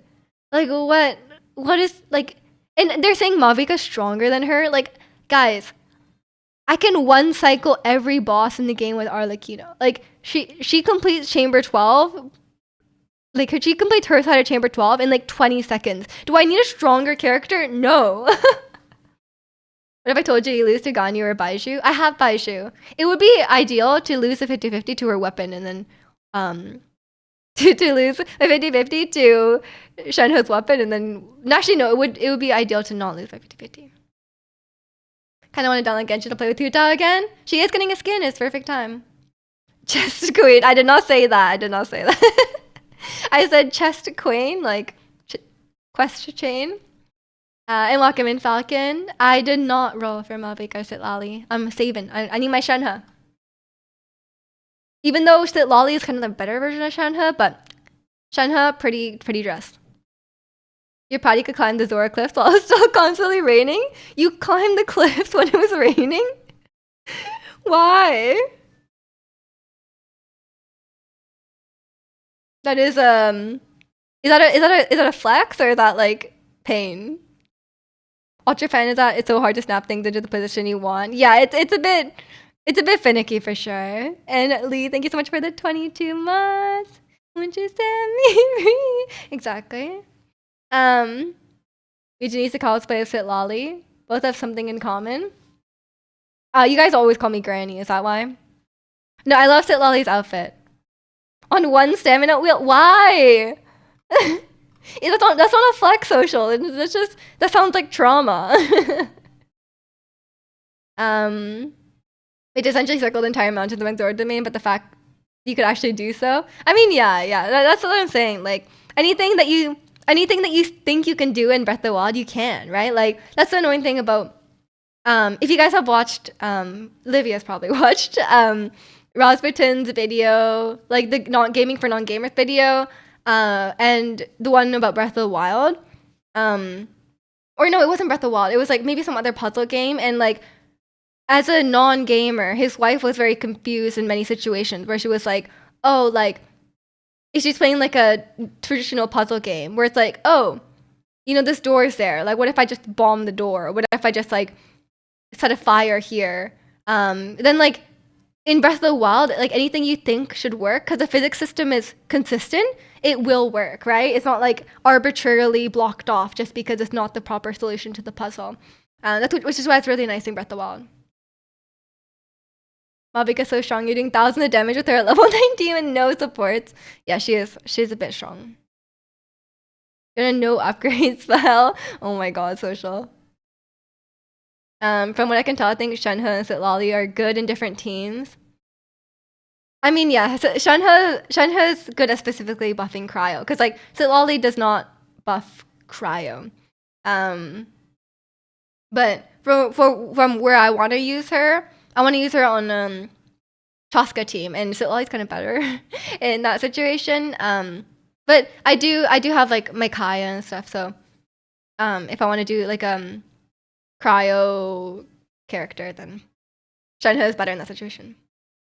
But again, I think Sitlali's technically better. It's still because like she would buff the other characters on the team, but it's okay. It's okay. Shenhe, pretty dress. Never finished it. Did Sword Trials again and got bored halfway through the Divine Beast and never finished. Fair enough. The Divine Beasts get old after a while, but when you learn like the fastest way to do them, it's not as bad. Because I've done them many times as well. Including that one time where I tried to do that, like, the torch skip in Val Rudania. I spent like 40 minutes trying to do that, and I saved 0 time, so negative time. But if I could do that consistently, then it would be pretty fast. I think I heard of that. Would love to watch it. I think you'd love it. It's really interesting, because like the guy Rasputin, he makes his wife he asks his wife to play games for him, and he like kind of sees how she approaches it as someone who not Rasputin, Rasputin like this, and like you don't realize how much knowledge of games you have. Like, especially if you grew up playing games, you don't realize that there's like a language of games, right? And you don't realize how much you know until like if you watch her play. Like, for example, she played Portal. She did not know, the game never told her you move the camera with your mouse.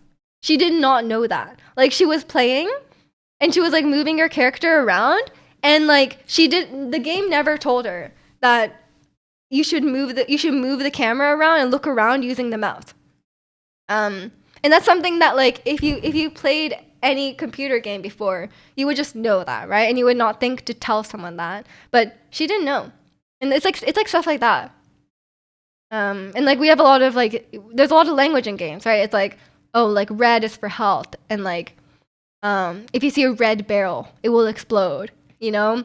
Or like, stuff like that, or like in combat scenarios where the game is leading you.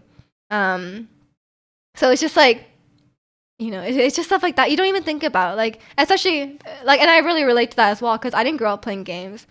There's a lot of like gaming things that I had to learn. Like that's something I had a lot of trouble with in like puzzle games. I had for example, like a lot of you guys grew up playing Zelda games. Never played a Zelda game. And I when I first played Breath of the Wild, I did it off stream, but I struggled at every divine beast. I did not know how to solve it. Like I didn't know what kind of things that were like solutions to puzzles. Like I just did not know like what kind of things you're supposed to do to solve a puzzle. So like while I do understand it in like concept, like some shrines I was like, oh, I could use my real world understanding to solve this puzzle. A lot of them were like, oh, like when you see a locked door in a game, you're like, or in a Zelda game, you're like, oh, I need to find a switch. Like stuff like that I never even like considered, right? I'm not like, oh, like, the door is locked, but there's a key in a chest somewhere, like I didn't know about this stuff. So like I had to look up every divine beast puzzle because I couldn't figure it out. Like, but then later when I played Tears of the Kingdom, I was able, like, the dungeons are much more complex, but I was still able to solve them a lot easier because I kind of understood like what kind of answers they're looking for. And welcome in Red Light. Jail blasting music makes it, of course. Not rah rah Rasputin, no. Most gamers would be annoyed if you told them to move the camera with the mouse. Exactly. One thing that was really nice, one thing that's really nice in Breath of the Wild that I never even thought of, when they show you like press A to pick things up, they show the whole part of the controller. So they show the whole like X, Y, A, B thing, and then they show you like A is on the right side, which is really, really nice. Because like if you're not very familiar with the controller, especially like because different controllers have different buttons on different spots, if they say press A to pick things up, if you're not innately familiar with the Switch controller, you'd have to look at your hand and be like, oh, like this is where that is. So that's actually like a really small thing that's very nice. And like it doesn't negatively affect anyone else. One of the first things you should do in the game is go to the settings and look at the keybinds. Yeah. You'd be surprised how many games like don't tell you how to play it. Like I'm just like, sometimes I'm playing a lot of games. It's like I'm like, how do I run? I'm like pressing every button. I'm like shift, control, no, none of these things. And then they're like, yeah, you just press Z to run. I'm like, why? That's something easy to learn on accident if you have left and right click buttons. That's true. I wasn't sure. I'm not sure, like, maybe she was pressing a different button to play Portal. I don't know. Because I'm pretty sure to play Portal, you have to left and right click, but maybe it was, like, in the tutorial area or something. You haven't played Zelda since Twilight Princess? Okay, fair enough. So nice UI design, especially nice if you're familiar with the different controller layout. Yeah. And yeah, Nintendo hates consistency. Oh my god, I used to play, like, Breath of the Wild and Mario Odyssey, like both, in the same time frame. And then like you have to run in Breath of the Wild by pressing, what is it? Is it X to run? I can't even. Oh no, it's jump. It's X to jump. But then in Mario, it's press B or A to jump. So annoying. Something I didn't like about Elden Ring is that they don't tell you to parry. I have no idea how it works. Elden Ring is really bad at explaining how to play the game. Is what I mean. I already kind of knew that, but especially watching a stat play for the first time, he's going in blind. I'm like, wow, the game just puts like text box after text box after text box at you, and you still don't. They still don't teach you the important parts of the game. Like I'm like, wow. After he read, and he was reading them. Like he was like he was genuinely reading them and understanding what was written on the screen, right? He wasn't just like clicking through. And still there was so many things that was like really important mechanics just did not tell you at all. But I think FromSoft games have their own problem of being purposefully obtuse. Like there's no reason the quest should be like that. Like there's no reason where the quest should be like, yes, okay, the NPC was here, and then they're like, bye, see you later, and then turns out they're on they're on a part of the map that you only encounter about 20 hours later, and they're in this random room off to the side, and if you don't talk to them in that moment before finding the next boss, gone. You've lost the entire quest line. It's over. Like they have no reason to do that. I think they're being mean on purpose with that. I think they don't want you to do all the quests, and they want you to do them later. The funny thing in Breath of the Wild is only real rewinding allows you to switch the right and jump buttons. I mean, Nintendo has its own problem. Or okay, not Nintendo, but like Japanese games in general have their own problem of not having enough options. Like not having enough options and accessibility, especially accessibility options. I don't know why every game like they should really let you just rebind any button you want. Because like really all you're doing is doing whatever is it just for yourself, The key is to ignore everything. I mean, I kind of did. Like, if you give me like a million tutorial messages, like especially if they're like long paragraphs, like I don't want to read that. You almost got to the first major boss without parrying, so I decided I don't need it. I've never once parried in Elden Ring.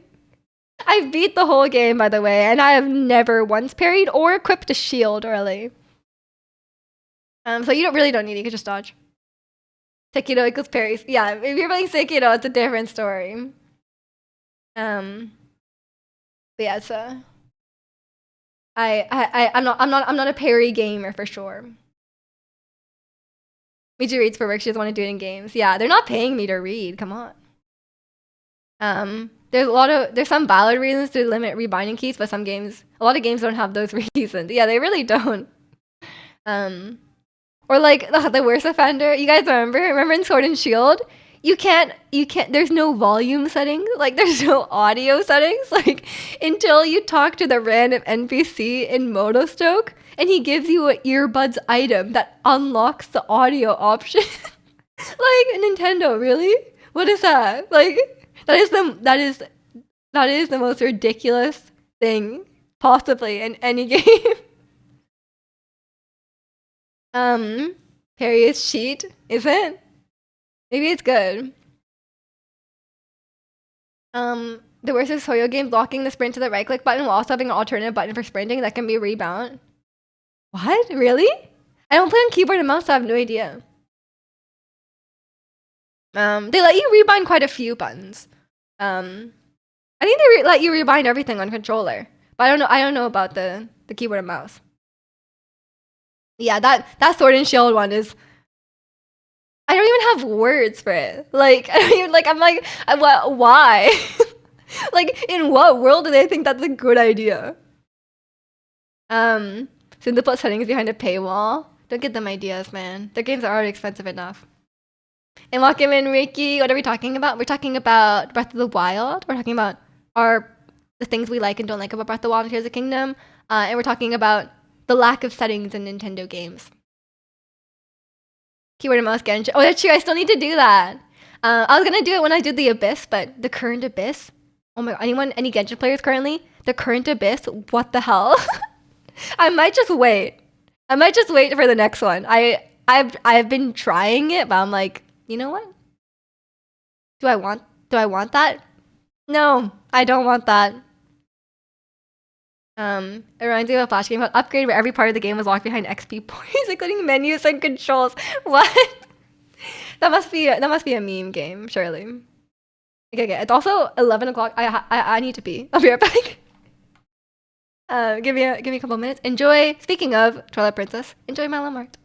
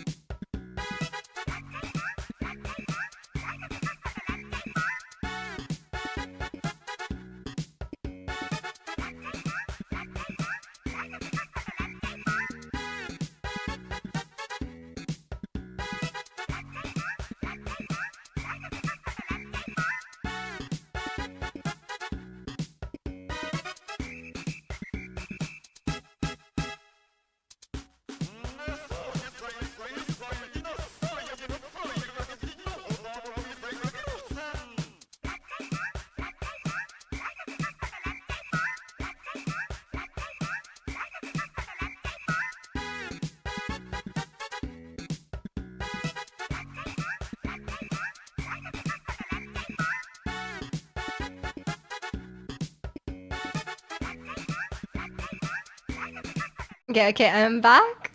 Welcome in, Star. Hope you're doing well today. You need some Mavrika? I don't think so. I have my. There's only room for one pyro carry, and I already have my Arlecchino. I don't think she's the issue here. God, there's more characters these days who can handle the Golden Wolf Lord. It's really 12-1. It's 12. I always have, for me, it's always 12-1. Don't know why they do that. They make me lose my spirit at the start. It's always the first floor or the first chamber that gives me the issue. Because the bosses are fine. Maybe it's just because I have a lot of like single target oriented carries. Like, for example, like if Arlecchino has a single target enemy, she only needs like 20 seconds. Like she's never taken more than like 40 seconds to beat a boss, you know? So maybe that's why. Unless it's the boss that's wasting your time. Like there's that boss that's like flying around. It turns into the baby dragon and it flies around. That's really annoying. But yeah, it's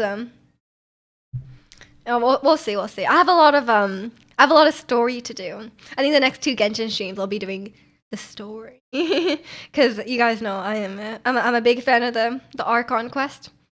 So I'll be finishing that up, and I think the Abyss will, unfortunately, the Abyss will reset by the time I'm done with that. So I guess I won't get to do it.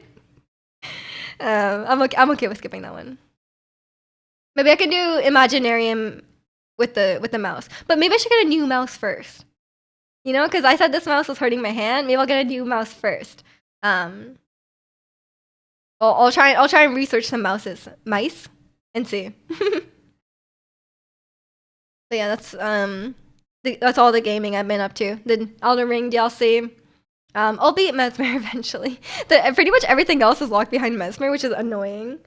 Even though Mesmer is a great boss. He's a great boss, don't get me wrong, he's cool. But he's real tough. He's so tough. But maybe now that I have a non-fire weapon, it'll be better. We'll see. Brojo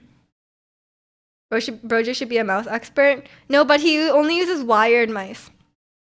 He only uses wired ones because he plays like FPS games, right? So he needs like faster reaction time.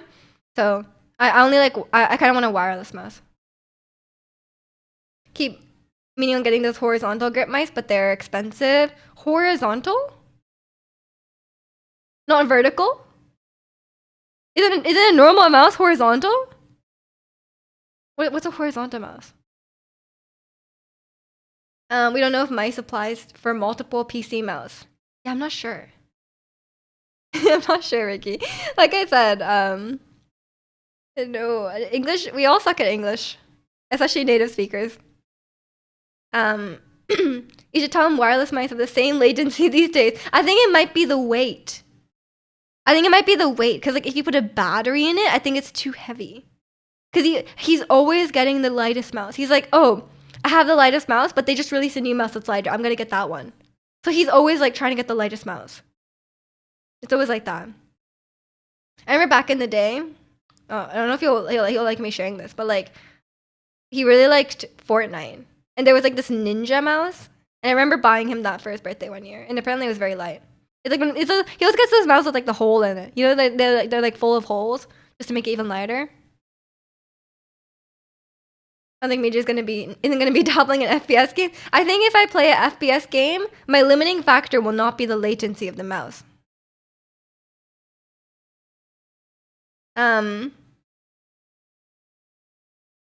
It's so more of a pistol grip. So your palm is facing to the side instead of down. Isn't that a vertical mouse? Your palm is facing to the side. Yeah, that's the vertical mouse, right? Because apparently the natural way you should rest your arm is like this and not like this, you know? So like, isn't that a vertical mouse?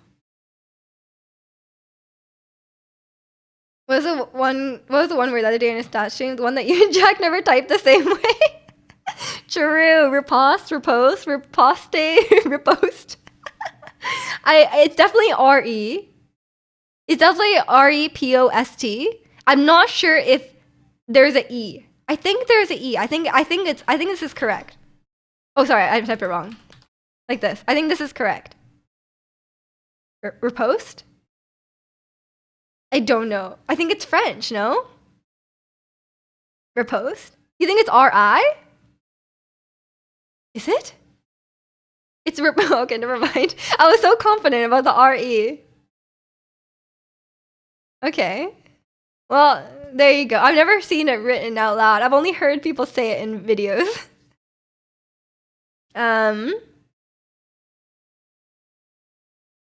Vertical mouse probably. Holding me to assume I know how to words. Fair enough. Honestly, me too. Mice is the most commonly used to refer to multiple. Okay, we're learning English. We learned riposte, which I don't know if it's English or not. And we learned about mice.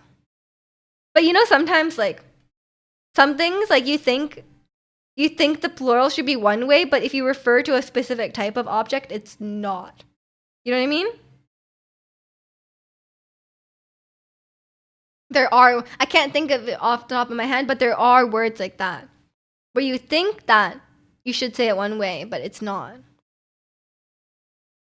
It depends on the type of thing you're referring to. Goose and geese. No, I know that one. How can you be Canadian and not know about geese, you know? But I guess moose is not meese. Moose is just moose. English is weird, man. The plural of moose is meese. No. Yeah, it doesn't make any sense. We're so inconsistent. English is hard. I mean, I don't think anyone would deny. Like, I don't think it's a hot take to say English is hard. But most languages just don't make a lot of sense.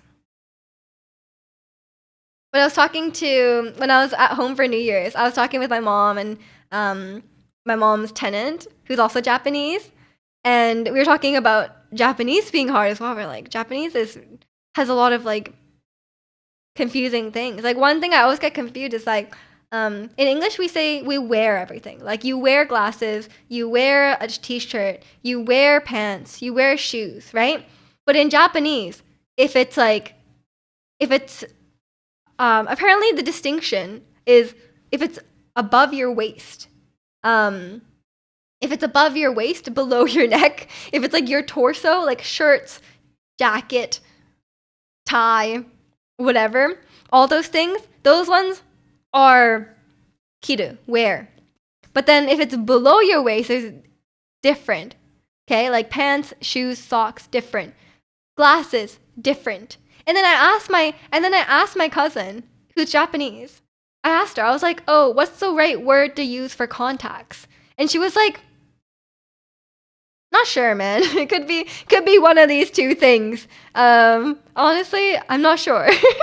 I'm like, oh my god, even Japanese people can't figure this out. There's too many things. Just say where. Just say where for I usually just say where, you know? I'm just like, you know what? I'm gonna wear my shoes. And people are like, that's wrong. I'm like, too bad. Too bad. You know what I mean. So I immediately prefer to speak French. True. True. It's just so much easier in your native tongue, you know? Yeah, I'd hate to have to learn English again. Yeah, that would suck. I think I would give up. If I forgot English, I'll just be like, I'm gonna move to Japan. This is too hard. English is a bunch of languages in a trench coat. True, true. As an English major, you can confirm that the learning process gets pretty technical. I know, I know. It's that's the thing. Like, there's so many like grammar things that like native English speakers don't know. Cause like I feel like I get asked a lot, like Ricky will ask, or like my mom's tenant will ask, or my mom will ask. They'll be like, "Oh, like what's the rule for this? Like why do you use this word or why do you use this conjugation sometimes, and like why do you use this conjugation another time?" I'm like, I don't know. Like I don't know when you use it and when you use that. I just know in this situation you use that one. Like I don't have the context on this. You're just gonna get bullied by our family for saying where she is just like murder to fish. No, no, I think they're used to that one. They're desensitized to the shoes and the glasses and stuff like that. They need to have truly no excuse for basic Japanese. Yeah, they maybe not, maybe not. There's grammar things I don't know and I'm a native speaker. Oh, absolutely, same.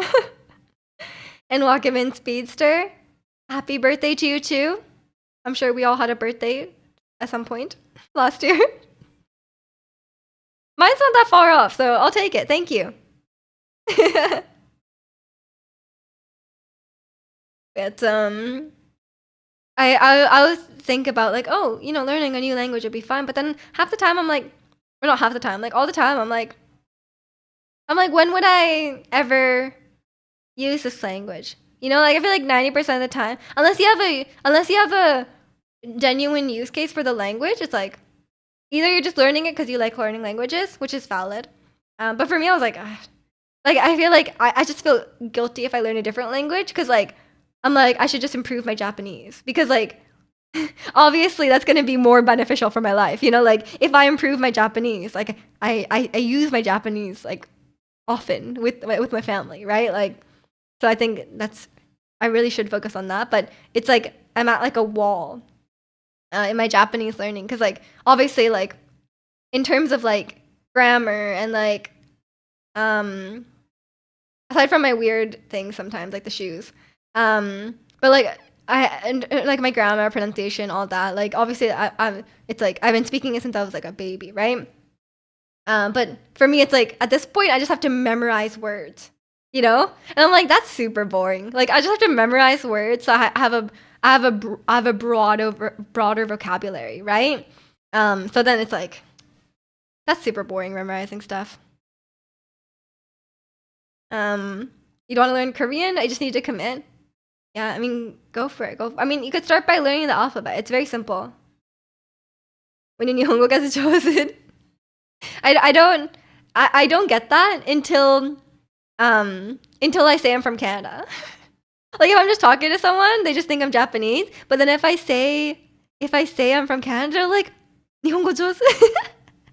So I do get that. I do get that. That or Spanish since I'm in a Spanish speaking household, but it's not that interesting for you.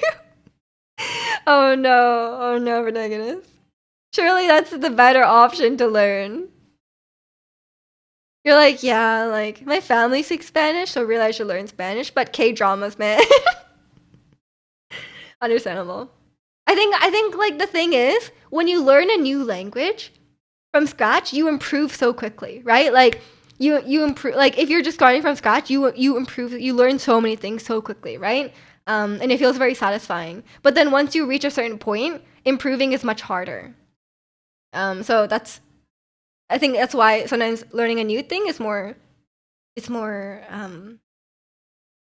like it seems more enticing. Welcome in, Lanking.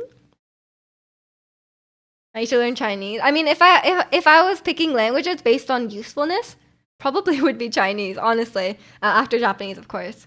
But that's tough. That's really tough. And I'm honestly not that bothered about learning new languages. If I could just keep on improving I probably could keep improving the Japanese for the rest of my life, right? So like I think I should probably just do that. I have a German family, but with Karina can sing the full K-pop song. Like, oh yeah, speaking to my grandma who will probably die soon. Like, nah, K-pop. But honestly, like, if you have a German family, they probably. I mean, I guess if they're older, they might. Maybe they don't speak English as well. I guess it depends. I guess it depends, like how much English your family knows. You know, like, because like the more English your family knows, the better you have to be at the second language to make it worthwhile for them to speak, to them to not speak English to you. You know, but because for me, it's like my Japanese family speaks no English, right? So it's really no other option. You can only write and speak English. But is there? I mean, surely you can listen as well, unless you're understanding nothing I'm saying. um, your German grandma already died. Okay, I'm sorry. If you talk to her brother and his family, her brother, like your great uncle, I guess. Yeah, fair enough. Fair enough. You can speak Thai, but reading and writing you can't understand. I mean, honestly, it's okay. I think it's okay to be illiterate. As someone who also is illiterate in Japanese, I think it's okay. I think it's okay because you can just ask people what it says. If you can speak it, you could just ask someone. You can be like, "Hey, what does this say?" Who needs to read? You know, honestly. I've been learning. I've been trying to improve my writing. Reading. Sorry, writing. I don't say does not matter because we have computers, right? But I've been trying to improve my reading, but mostly because like improving your reading improves your vocabulary.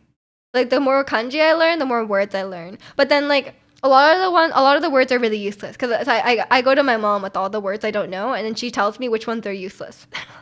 And she's like, no one says that. And then so I'm like, okay, remember that one. So it's on a bad process, honestly. I'm left with less words than I thought. Because there's lots of words that are like only really in written Japanese, and like it wouldn't really be useful in a day-to-day conversation. So I don't really need to know words past that. About French, that's true. That's true. I guess French would be a useful one as well. But there's probably more Chinese speakers in Canada than there are French speakers. If I had to guess, at least here, definitely in Vancouver, there's more Chinese speakers than French speakers. And welcome in, Tram. Happy January 4th. That's true. It is January 4th. Hope you're having a good one. It's already, as Angel would say, it's already almost 2026. I can't believe it. Yeah, I'll keep proud. I've had my Japanese books here. I've had my Japanese books here. Like, this is my manga kanji dictionary. Every kanji, there's like a little comic. I did not put these things in here. I mean, I probably did when I was like 10. But I don't remember why I bookmarked these. I probably don't know them. Yeah, I don't know them. But yeah, I've had this on my desk for like 6 months and I have not touched it in a while. Cause I finished grade 2, and my grade 2 kanjis were actually pretty good. And I knew like 80% of them, so it was actually pretty easy to do. But I reached the point I hit grade 3, and I don't know like 90% of them. So it's like it's a little harder now. 'Cause I'm like, where do I even start? with Korean, I could finally talk to the girl at the spa on something besides English. But surely their English is good, right?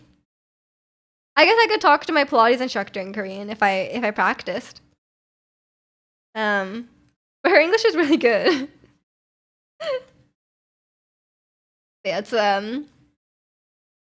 mean, I guess I could. I feel like I could speak at the level of a baby in Korean probably. Because I did study Korean for a while. Like, look, I have Korean textbooks here.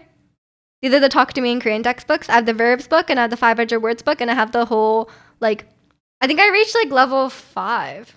Level 5 on the grammar cuz Japanese grammar and Korean grammar is the same.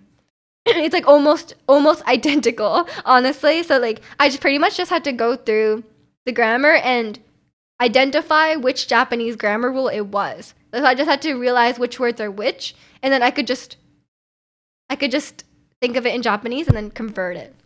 And it's the same. Meiji Japanese is grade 2. Yeah, I would say my writing ability is grade 2 for sure.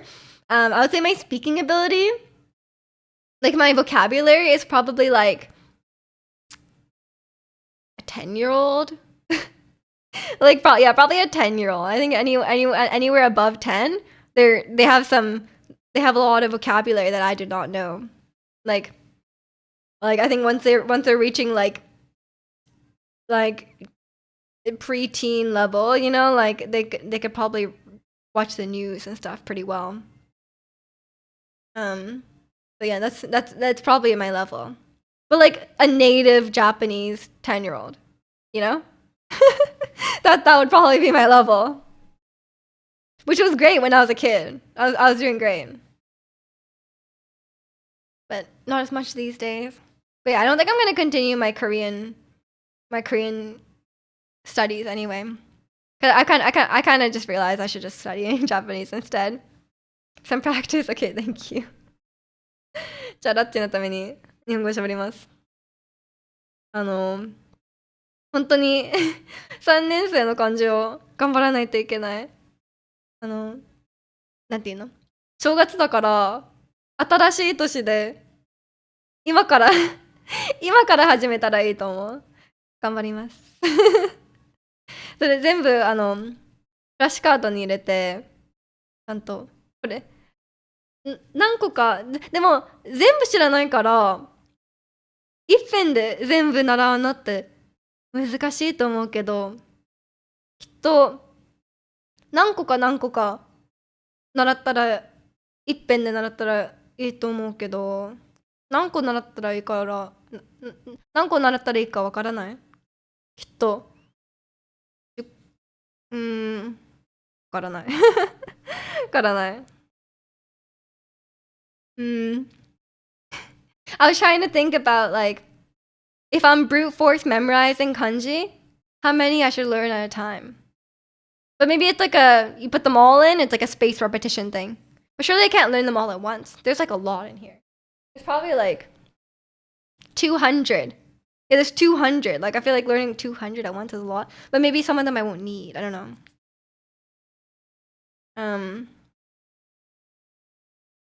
I am Nihonjin. Lion King. That's why. I sound Japanese because I am. One of these days I'll learn Japanese, understand a few times Meiji speaks in Japanese. I mean, you just need to reach the level of like a 10-year-old. You don't need to reach a high level. You can just I speak very simply, which is good for people to understand. 200 is crazy. I don't know what I should do. I'll figure this out. And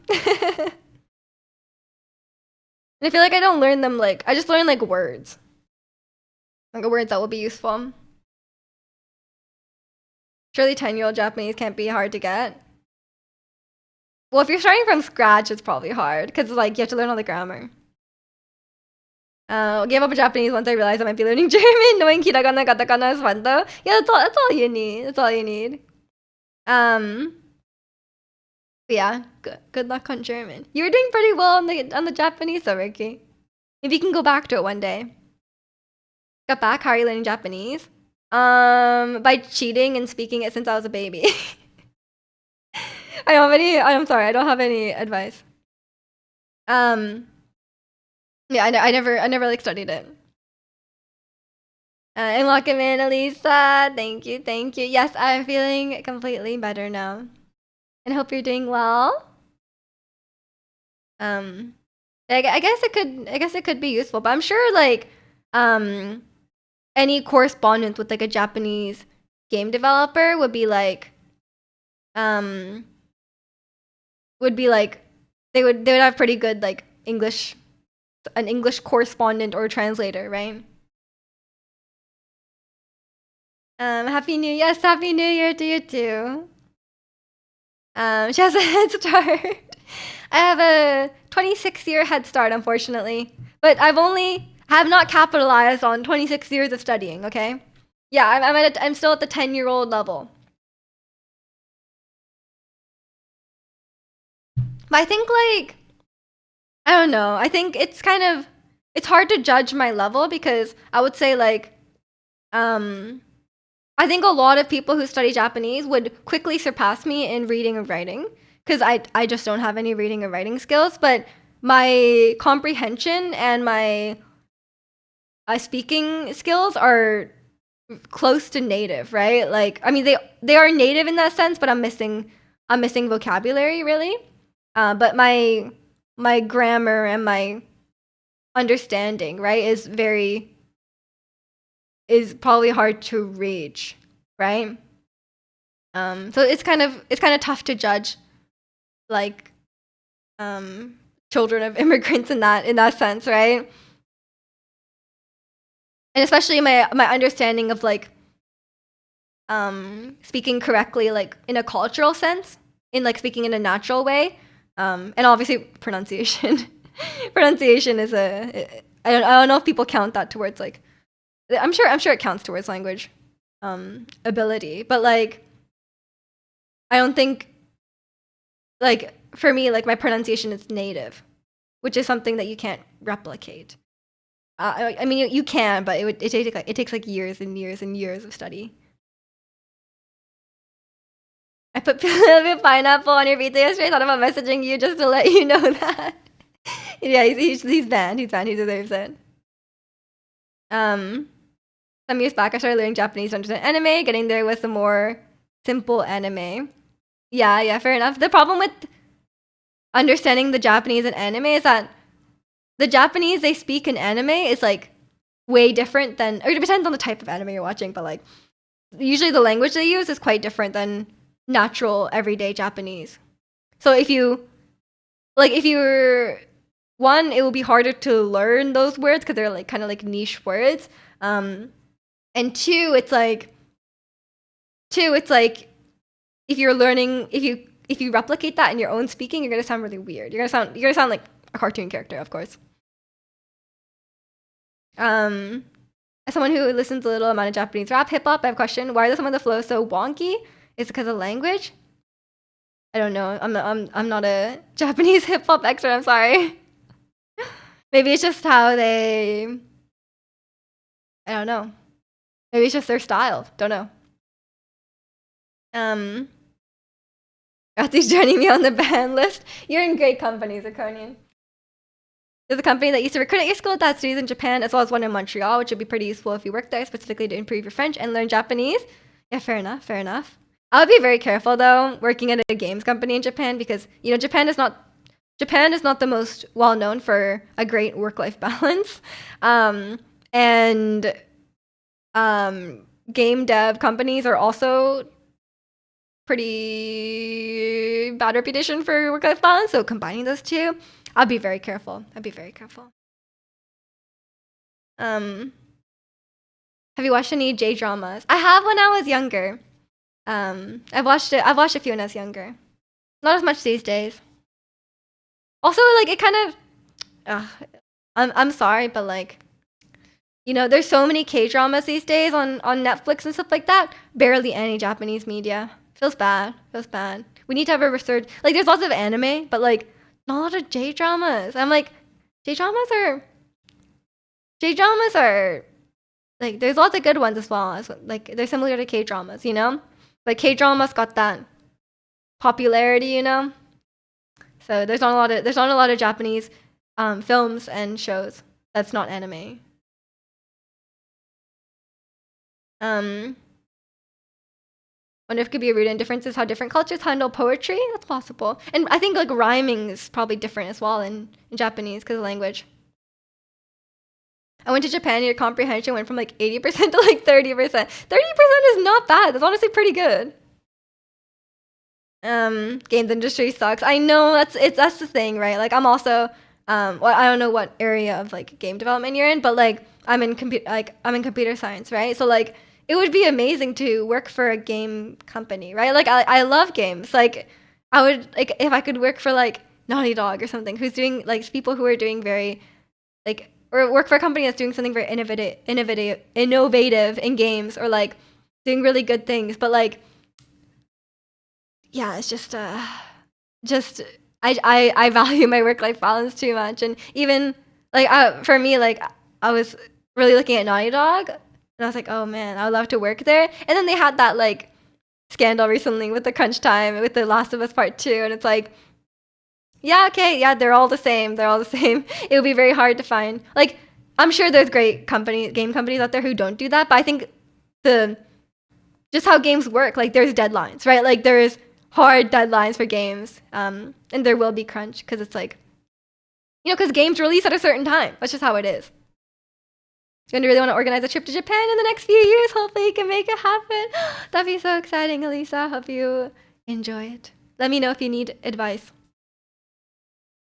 You didn't get the job at EA. Surprising. We just search for Reese Media on Netflix so you can learn. Yeah, I feel like they're very specific about what like international films they have. Study programming, but I like a little bit of everything. I'm probably best at engine code. Nice. I would definitely be in the back end side as well because I do not know how to do anything with the animation or the UI or anything like that. I'm also a math major, so I'd probably like it's actually perfect. That's the thing. I'm a math major as well, so doing like physics engines and stuff would be like perfect, right? Like it would be like such a great use of my degrees. But like, man, I do not want to work for a game company. I'll just enjoy the games from a distance. I think I get lost going alone. Your brothers seem down to go, so I'll probably go with them. That would be so nice. I hope you enjoy. I'm sure you will. I don't know many people who went to Japan and are like, it sucked. Like, I don't think I've heard of anyone saying that to me. Work for Shiggy. Should I ask my dad for a job? I think it's more the flow. I don't know. Maybe they just have different vibes when they're rapping, you know? Wish I could convince my siblings to come on a trip. Yeah, I am jealous of that. Like, I've never once considered going on a trip with my brother. Maybe one day. Did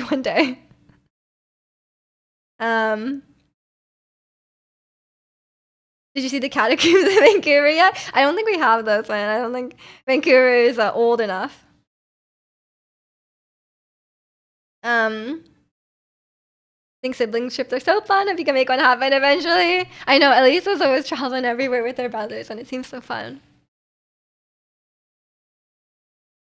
Physics code is fun because everyone already figured out the math. True. Hardest part is probably integrating physics game into the rest of the game engine. That's where it can vary a lot. Makes sense. But yeah, it's there's a lot of cool things. There's a lot of cool things in the gaming industry for sure. But it's I work at a company without deadlines, and it's the best. So I'm not gonna sell my blood, sweat, and tears for that. I'm lucky they're always down to travel with me. Yeah, your relationship with your brothers is very sweet. The only thing I offered in your siblings was a week at a hotel in Italy for your sister and husband as a wedding gift. They said no. Oh. But Italy's so great. What do you mean? No deadlines. I know, no deadlines. It's a dream. But yeah, I think as long as you're careful though, like obviously we hear like the horror stories of the gaming industry, right? But like, I'm sure for every company like that, there are many companies where it's not like that, you know. So that's I'm sure you'll be able to find a great one. And they're getting held more accountable, right? Like, I think these days, like, it's not just like, oh, like, oh, game companies doing, there'll be game companies giving everyone 100-hour work weeks. Like, there's more accountability. We're trying to see if we can make TwitchCon happen this year as well. Where's TwitchCon? Oh no, they're putting in the same place. I forgot. So it's San Diego and Rotterdam. I said that very unconfidently, but it's Rotterdam, yes. Yes, that sounds amazing. When's the Canada trip, Elisa? You know, Canada, Vancouver is so nice. In the summer, Vancouver, oh, it's beautiful. Trying to get a cushy job with some enterprise software. That's a good one as well. Those companies are great. It's very stable. I was thinking like, you know, if my current company like doesn't work out for whatever reason, or if I want to leave, like the government pension. I could get a pension. Sure, they don't pay as well, but like you get a pension. Surely it's much easier to retire. I don't know. I'll have to look into this. They have vacation limit. Oh, okay. They didn't have vacation days to go. Yeah, fair enough. I'm glad the role I have where I work, the role I have where you work is unimportant, so I don't have to worry about deadlines either. Yeah, that's the best. Like, yeah, it's really nice having like unimportant job, but honestly, like if it's not important, like there's so much like yeah, you have so much more work-life balance. It's not gonna last forever, but for now I can take it easy and just focus on learning how to write business code instead of game code. Yeah, if you're just learning, that sounds ideal. And yeah, good luck with your appointment, and thanks for hanging out, Livy. It was great talking to you. So Rotterdam, which is a bit annoying. Yeah, it's kind of fun to be able to like, cause like TwitchCon is there, but like if you can like use that as an excuse to see a new place and like do like sightseeing in a new city, it's like really nice. But I guess you know you could just go to TwitchCon one day and then like go somewhere like nearby, like a different city or like the countryside or something like that. You love to Canada? You love to come to Canada? You're welcome anytime. Toronto's nice too, but not like Vancouver. Thank you. There you go. My coworker's wife does the same job as me, but for the government, and she makes like $10 more per hour than I do. Really? I think it's the opposite in tech. Usually the government doesn't pay as well, but it's very stable. It's a very stable job, and you have a pension. So when you retire, like it's pretty cushy retirement. And good benefits, really good benefits. You didn't listen to much Japanese music in 2024, especially in the later half of 2024, but there's still bobs. Nice. I don't listen to too much Japanese music. I just am basic. Listen to a bit of Yoasobi. Listen to some 80s and 90s music because we do a lot of karaoke in the car when I'm in Japan. We love a good 80s and 90s music. Because that's what my aunt and uncle know from like their 20s. We were trying to see if we can go to Brussels. Yeah, exactly. You could just go somewhere. You know, Europe, everything is close by, right? From the NA perspective. There's a chance to go to TwitchCon this year. Oh, enjoy. I think there's actually I can confirm there's a 0 chance I go to TwitchCon this year, unfortunately. I couldn't even tell you if I have a pension. You probably don't then. But yeah, I just want people to come here, man, guys. I've been to Europe. I've been to Europe. You guys, it's your time to come here. You know. I'm trying to convince Elisa and Gwen. I'm like, guys, come. I know it's expensive. You can stay with me. There's no need for a hotel. Hotels here are really expensive. It's like $400 a night. But you could just stay here. It's free.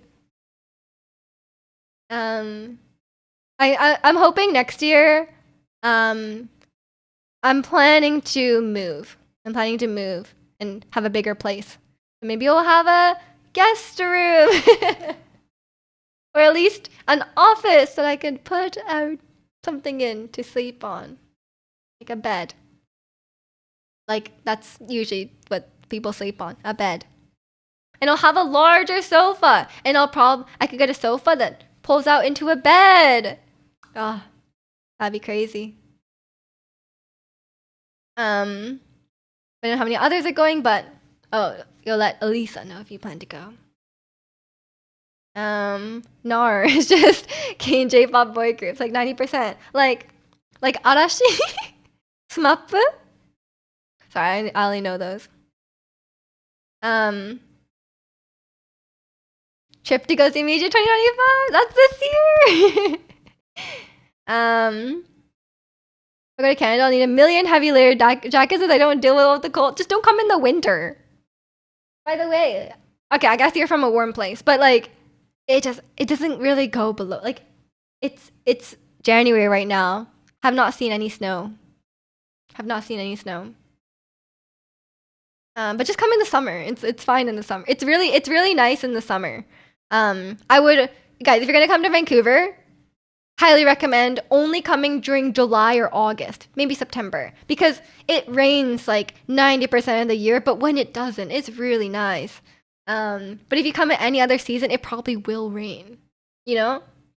But if you want to come see Canucks, I guess you can't come in the summer, so maybe come late in the year.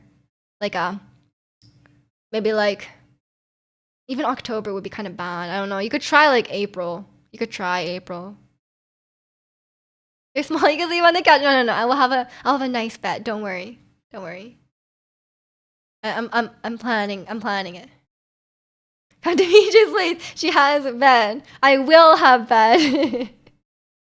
That's the plan. Right now, I'm in a very small apartment. This is the only size sofa I can have. It's like this big. You cannot sleep on that sofa. So I'll need to. When I move, I want to move to a 2-bedroom place. It's 26C here. What, Bear? Wait, what general area are you in? 26? Are you in the southern hemisphere? I don't think so, right? No snow as well. The snows here too often. You're in South. Yeah, I was like, I'm pretty sure you're from Texas. Arizona. Oh, not the southern hemisphere. The desert. Damn, 26 in January. I'm sorry, Bear. I'm not gonna visit you where you are. That is, I'm not going to Texas. I'm not going to Arizona. Sorry, I cannot deal with fire, hellfire, fire, spring. But yeah, I'm just saying, like, Vancouver is like the one place in Canada where it's not like intolerably cold. Okay, like every other place in Canada that's not Vancouver has like -20, -40 winters. Okay, but Vancouver, we're chill. It's like our weather is like Seattle. If you're American, if you know what Seattle is, you know Seattle. It's just like that. It's just like Seattle. Is there a season where it's cloudy but no rain? No. That would just be like luck, you know? Like maybe like October, but it might rain. Like there's no season where it's just cloudy or not rainy. When you move, let your landlord know I'll take your apartment if I can afford it. If I move, Vancouver is rent control, right? So when I moved here, it was cheaper. So, but once I move out, when they re-rent it, it's probably going to be a lot more expensive. So that's okay. What's your budget, Ratsy? What's your monthly budget? And I'll let you know. Cause you know, in Vancouver, like a room in a house with like 5 other people is probably like 800 to 1,000 a month. You've seen snow before, really? In Arizona, or like when you went on like a ski trip? Arizona sounds nice right now. It's -10. Oh god. I don't think I think you would get sick of it real. But I guess in America, in like the south, like Arizona or like Texas, you guys all have AC. Um, it's -5 here, but to go to lower -10 or lower this week, that's that's ice. That's just straight up ice. That's my I don't like I have my that's me drew an ankle length jacket, and even then would not go outside in more than -10. I once went outside, it was -12, and I did not know how you're supposed to survive on that. Um, like boy groups from the 2020. Yeah, do not. I wouldn't know any. I literally only know like Arashi. You make 19 per hour. Now you can afford it. You probably make more if you moved here, though. Actually, I don't know. Toronto's pretty expensive too, though.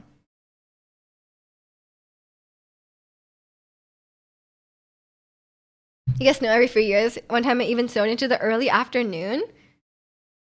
Damn. In the desert?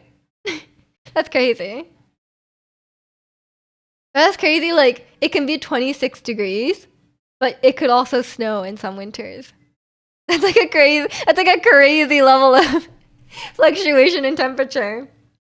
I don't know if I could survive that. Vancouver, like, it goes from like, okay, I guess we've had heat waves the last few summers, to be fair. Did you run back inside once you saw the -12? Yeah, last year there was like a day where it was -15, and I was like, I've never seen that in my life in Vancouver. So then I like, no, it was like -20 with wind chill. So then I canceled my Pilates. Because I was like, firstly, I can't drive at -20, like it's snowing. Secondly, I could like take transit, but I was like, I have to walk to the transit, and I was like, how do you walk in -20? So then I canceled it. That's how I live my life. And also when I went to Seoul, the one time I went to Seoul, it was February, and it was -13, and I had my ankle length jacket, and then my jacket went to my ankles, but there was like this, like obviously it wasn't dragging on the ground, right? So there was like this much between my shoes and where the jacket started, and that part of my ankle was freezing. I was like, what is this? Like, I was like, literally, my jacket covers my whole body. I have like 1 centimeter exposed. That part gonna freeze off. Like, it wasn't even like bare skin. Like, I was wearing like long pants and socks, okay? And then like my face, I had this massive scarf, but like my face and my nose, I was like, my nose will fall off, I think. Like, that's what it felt like. I couldn't survive in Alberta. Absolutely not. I would not survive in Alberta. I would not survive in Saskatchewan. I would definitely not survive in Manitoba. Like, that's why I have to stay here. I'm sorry. I probably wouldn't even survive in Toronto. Yeah, walking today was rough. Oh no. Yeah, I wouldn't survive in Norway for sure. If I ever go to Norway, I'm going in the summer. I think I'll be fine. And if I ever go to Calgary, I'm gonna go to the Stampede. That's in the summer. It's gonna be in July. That's okay. Or like Banff. Region Norway would be interesting content. I could have a zirconian tour in Norway. I don't know what that would entail. A nice vegan restaurant. Pokemon Go. Hitting up all the Pokemon Go groups. Yeah. And I guess some like museum, probably like a museum. Unless you have the Johnny's group, but I don't know about you. I'm not supporting Johnny's even after their rebrand. You might change your mind though. Oh yeah, there was like some big scandal or something, right? Like there were like it was like a really awful. But I just know Arashi because like they've been around forever, and they're in everything. They're super famous. But I don't really think they do like group activities, do they? Do they? I don't think they like still like do boy band stuff. I'm pretty sure they're just like being famous people, you know? Summer's only good time here, yeah. Or to make itinerary because you hate museums. That's true. But I like nice scenery. I like animals. You know, like I was having a great time in Wales. There's lots of sheep, and they were just like out in the park. You know, like the sheep. I was having a great time. And it was very pretty. And we had a Sunday roast dinner. I think I'd have a good time eating the food. Like I think for me, when I travel, number one, food. Love experiencing different food. You know. Two, like nice views. Nice views. Whether it's a city view or like landscape, whatever. I do like that. And then I like shopping. I like shopping. I'm very uncultured. I like eating, looking at stuff that's not museums, and shopping. Like if the outside of the museum, like if it's like the Louvre, where it's like the outside, it looks really cool. Then that could be a possibility. I feel like I would have more fun outside than inside. Um, Sunday roast. Yes, I had a Sunday roast. It was an experience, honestly. Can't believe you didn't say the catacombs or loot. We just didn't have a lot of time. Um, yeah, it's and I don't know if I'll go back to Paris. So if I feel like out of the places I went in Europe, Paris would be the least likely to go back to. Even though the catacombs existed, okay, well, no one else brought it up, okay? I was there, we were in like a group, and no one else said, hey, let's go to the catacomb. No one said that, so really, really, no one else cared either, I guess. Like, we were like, yeah, let's go to the Eiffel Tower, and then we didn't, okay, I think we just didn't have enough time. It was like one day. And then one of the days we went to Disneyland, so it was like one day. You can't do all those things at once. And we were tired, or I mean, at least I was. I guess I was the only one that was tired because I came from far away. But no, everyone was tired too because we all had very early flights. Reports say you're the leader. Yeah, but I was a very misguided leader. At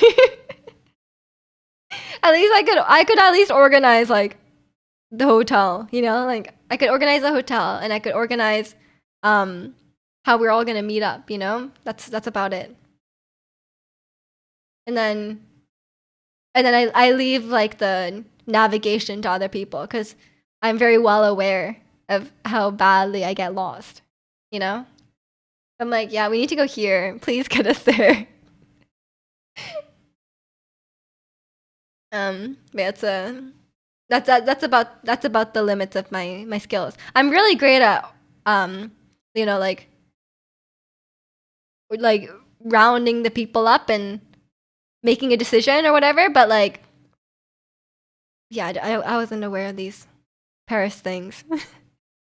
I wasn't very concerned about sightseeing in Paris, I will say. And I'm pretty sure I asked my coworker who's French, and I don't think she said anything about the cat. She never mentioned the catacombs to me.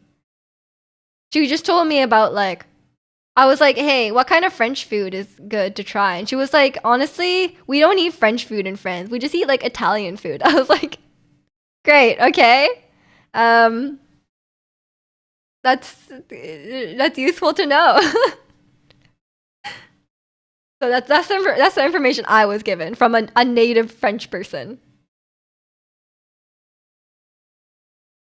Um, letting me navigate would be a terrible idea.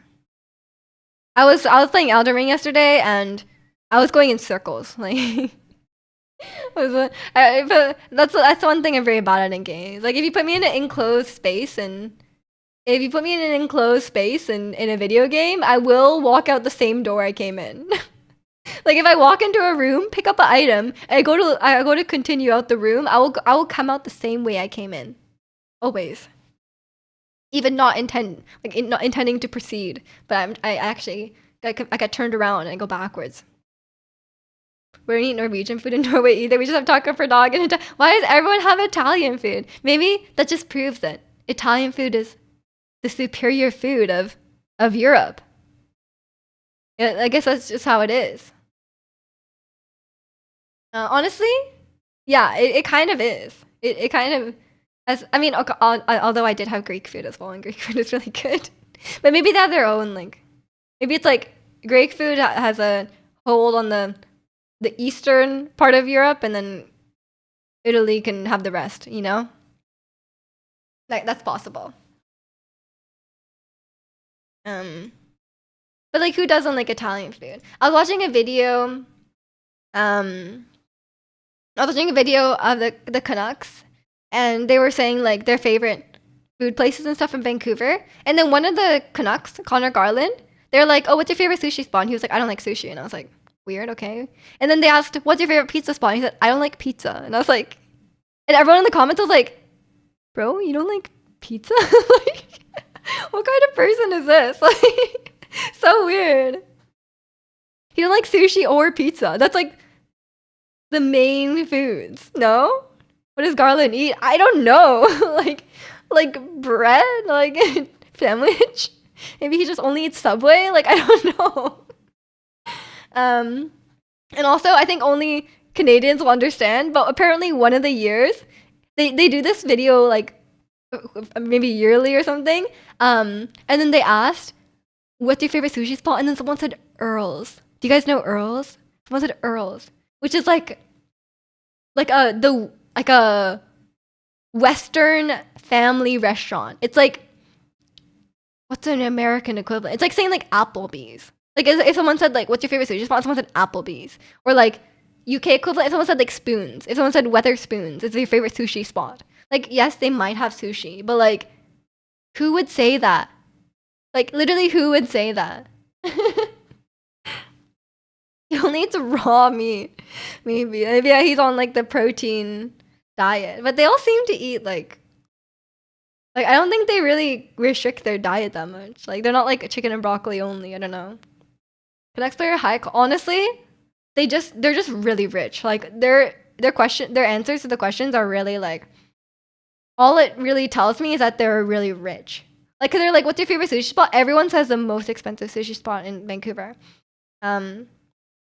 Like the two most expensive places in my opinion, a bit like it's like those sushi places are like $100 a person kind of thing, maybe a bit less, but it's like that's the spot they're saying.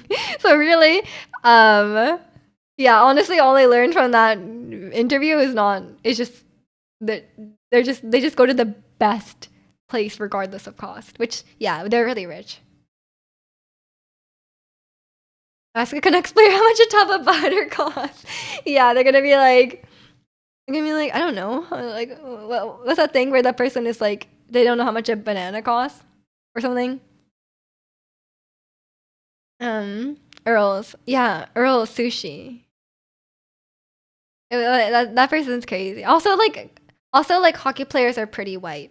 To be fair, there's one guy on the Canucks who's half Asian, but his name is Kiefer Sherwood. So I think his parents probably are also, they're not, I don't think they're first gen immigrants. I think they've been here a while. Sherwood is part Asian. Yeah, look at him. Look at his face. He's very half Asian.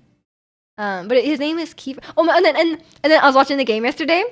There was a player on the Nashville team. And they're like, "Yes, this is his debut on the NHL, and his family is here. Look at his mom and his dad and his brothers, Ocean and Orca." That was their names. I heard Ocean. I was like, Ocean's fine. And then they said Orca. I was like, you named your kids Ocean and Orca? Like Ocean would have been okay, but then when you add the second child named Orca, then that makes it worse in retrospect. Like that's who's naming these kids? Like I don't know. Because they're apex predators. I guess it's kind of appropriate for a Canucks fan. Like they're at the Canucks arena. Like the Canucks logo is an orca. Like I guess. Why is Flat? The mom is blind and the kids have interesting names. The mom is, but I don't think being blind really has anything to do with naming your kids weird names. She's not deaf. Is someone called Orca? Yeah. There's a hockey player, and his brothers are named Ocean and Orca. And his name is Ozzy, which I can only assume is short for something really stupid as well. What do you guys think Ozzy is short for? Last name SeaWorld. Oh no. They had to change their name though after the documentary. They changed their last name to like open seas. Osmond or Ozymandias. What? Something like that. I feel like Osmond is too normal. Maybe it's short for Ozzy Osbourne. But that doesn't fit with the theme, you know? I was trying to think of something that's like marine related, you know? Ozzy isn't. Oh, it's not short for anything. Its name is just Ozzy. So they just went with O names. Oasis with a Z? No. What the hell? Ozymandias is a Greek name for Ramesses, the Egyptian pharaoh. That would be like a really off-topic name, no? Like they're going for like a nautical theme, and then they're just like, yes, Egyptian pharaoh. Maybe there's no rhyme or reason to it. Maybe they just pick some names. But yeah, I was when the game first started, I heard that on the announcement, and I was like, wow. That'd suck. I feel like Ocean would be the preferable. Like if I had to pick a name, I would probably pick Ocean. You know? Which one would you guys want in the name? I think like I feel like I wouldn't want to be called Ozzy. I don't know. I'd prefer to be called Ocean, because I think that's cool. But then once you reveal that your brother's name is Orca, then it sounds weird. But like, at least if you're just on your own, it's okay. You just don't have to tell people your brother's name is Orca. I think Oasis is possibly the worst one. Major's kids are gonna have cool names like that. Sure. We'll all be named after Canucks players. Yeah, it's I don't have anything to say with that. I think people get very creative with their names these days. Like, I think names are getting more and more unique. And I'm okay with like a lot of unique names, but sometimes they're just a bit strange. We just kids name on with Ju. You know that's not my name, right? Orange-ju. That kind of sounds like orange in Japanese. Orange. I guess it's not right.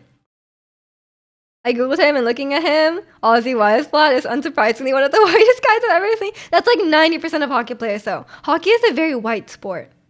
Like there's a few like non-white people for sure, but like I think hockey is pretty primarily white sport.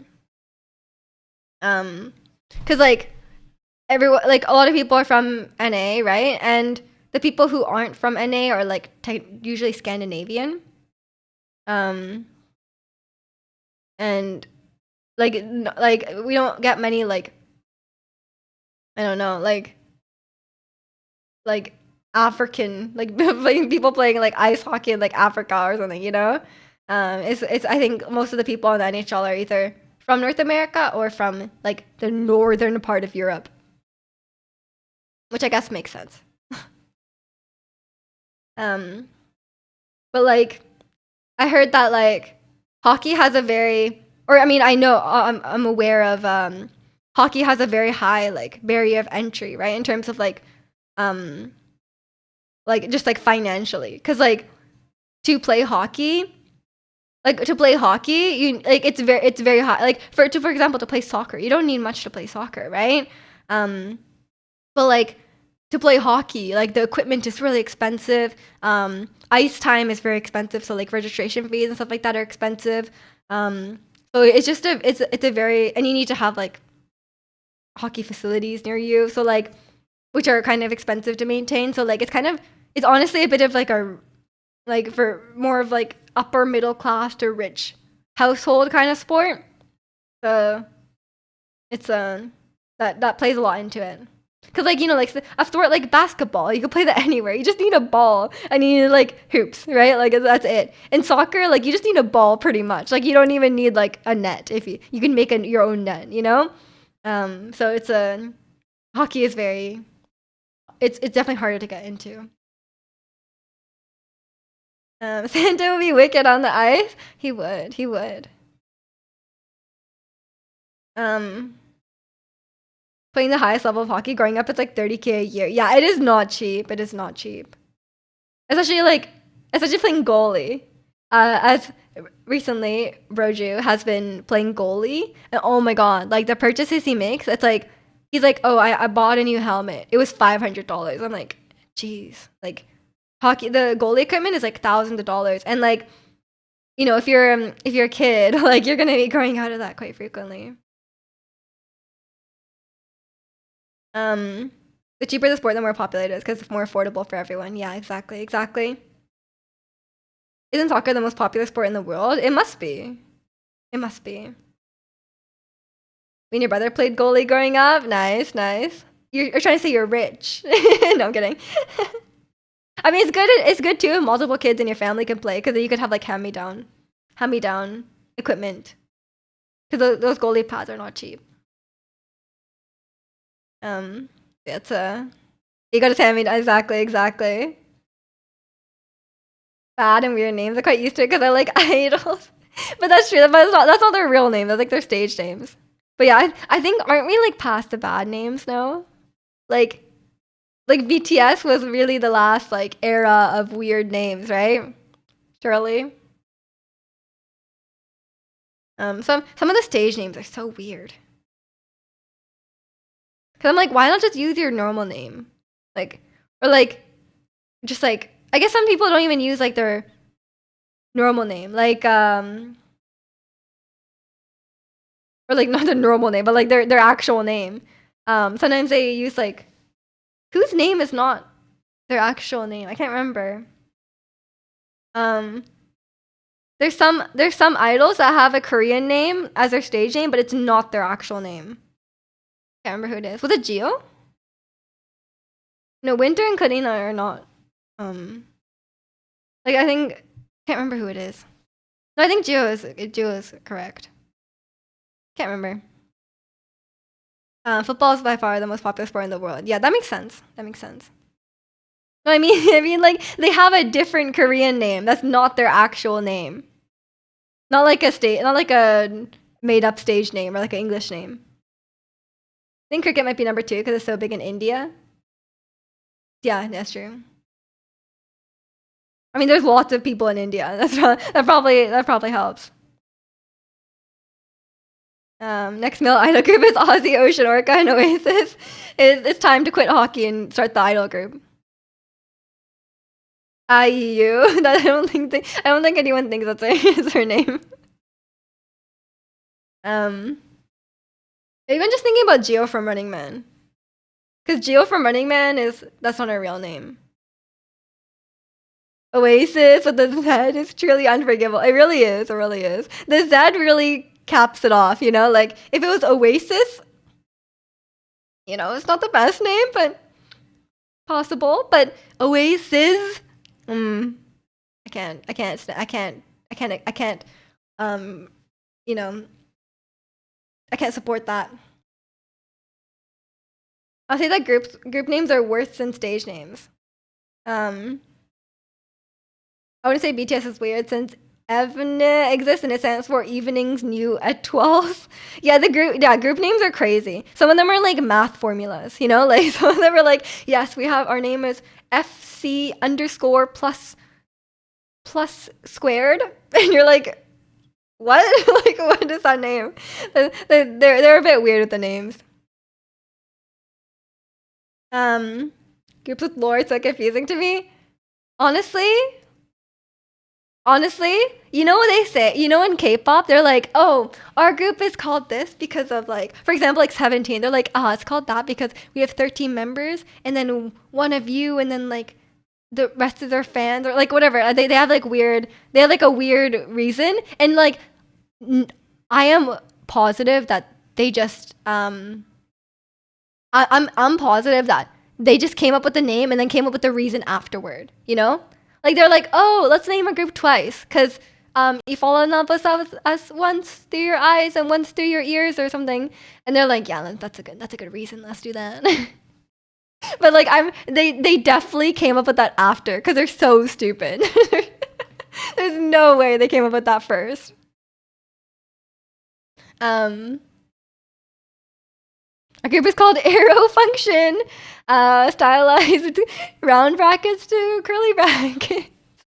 That would they don't even put it past that. Don't even put it past that. They will. They will do that.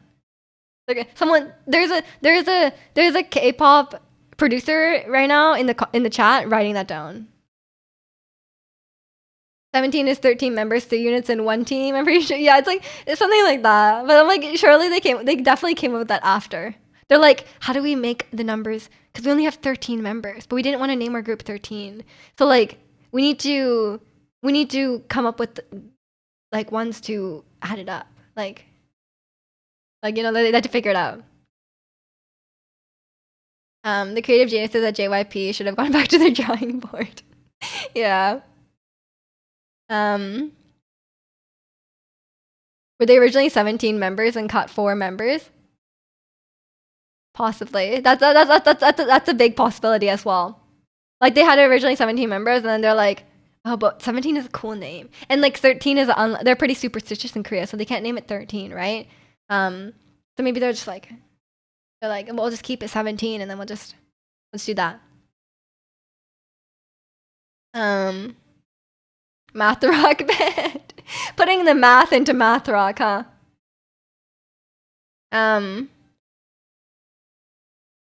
Blackpink is because they're girly and savage. I mean, yeah, that name actually is fine. I think names like Blackpink and Twice are pretty fine. Like I don't have a problem with their names. Or like Red Velvet. Yeah, Red Velvet is a great name as well. There's lots of great names, but there's also lots of bad names, honestly.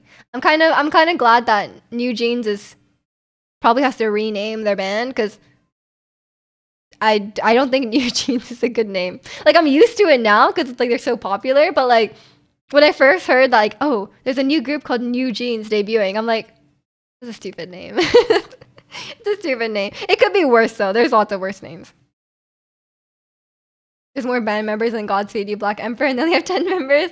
Yeah, 13 is a lot. But to be fair, like they're pretty dance oriented group, so it is kind of cool when they do like a big dance formation. But it's I still to this day cannot learn. Like I know all their names, but I can't recognize them all. You know, because there's too many of them. Whenever I say I like 17, there's always some 17 fan coming in, and they're like giving me a bunch of information about each member. I'm like, I can't. There's too many members. New Jeans next time old. And everyone's saying like they should just be called Jeans because they're not new anymore. I think it's a bit funny. According to Google, they plan to debut with 17 members, but some of them don't make it to the end. Surely the reason came first. Yeah. I'm sure they just had 17 members and then they were like, let's call it 17, and then they cut members and then they're like, oh shoot, we need to come up with a new reason for the group name. As a non-K-pop guy, Red Velvet just makes me think of the cake. The cake is good too. Cool, because New Jeans, what happens when they become adult? Like being 30, singing Super Shy? I mean, I think they just have to change their sound. It's like Twice, right? Like Twice don't sing like... Twice don't release songs like What Is Love anymore. It only works when they're younger. You never heard of Red Velvet Cake? Actually, isn't it just food coloring? I think so. I see with Twice, you know their names. I don't know which one is which. Yeah, I think like some people are a bit like I think it's okay to be a fan without knowing everything about every member. You know, like I think it's like I could say I'm a 17 fan and I enjoy the music, but I don't know each member individually. and I don't know their birthdays. I don't know like their mom's names. Like I don't need to know these things, and I can still be a fan. So when the members the 8 joined the group after a few members left. Fair enough. Fair enough. They should have named him the 4, or no, the 5. So then he could be like, he counts for 5 members. So then it's like 17. But that sounds stupid. So, but also the 8 sounds stupid. No offense to that guy. I love the 8. Don't get me wrong. But the name. Oh, honestly, I was reading on like, I read that his name, he's called the 8 because when he lies on the floor, he makes an 8 sign, like an infinity sign. And I'm like, how is this man lying on the floor? Like this? Like what do they mean by that? How is he lying? Is he lying like this? Like making a circle? Did not. I don't know what that is. You know which one is Nayeon? I love Nayeon. She's one of the few members who can sing well. The only birthday no Sana because they share. I mean, yeah, that makes sense if you share the birthday. There was one person from a group I just wanted to find out their name, and the page I was on had like every possible detail on them. It was a bit much. I know. They have so much information on there. It's like, yeah, the K-pop profile site is crazy. But like, I'm like, this is a bit invasive. I don't know. Or they have like really like, and they have like really mundane facts on there. They're like, one time they ate a cheese sandwich, but then they dropped it on the floor. And I'm like, why? Why would you include this fact in here? Like, it's so stupid. They're rock punk bands I love where I at most know the lead singer's name. Yeah, exactly. I think a lot of people are kind of gatekeepy and they're like, oh, you don't know every member? Fake fan, you know, like, but I think usually those people are a bit younger. Because I think I would definitely, when I was younger, when I liked a group, I would know everything about them. Like, I knew everyone in One Direction's birthday, you know? Like, I think that was like, but I think it's something you can grow out of.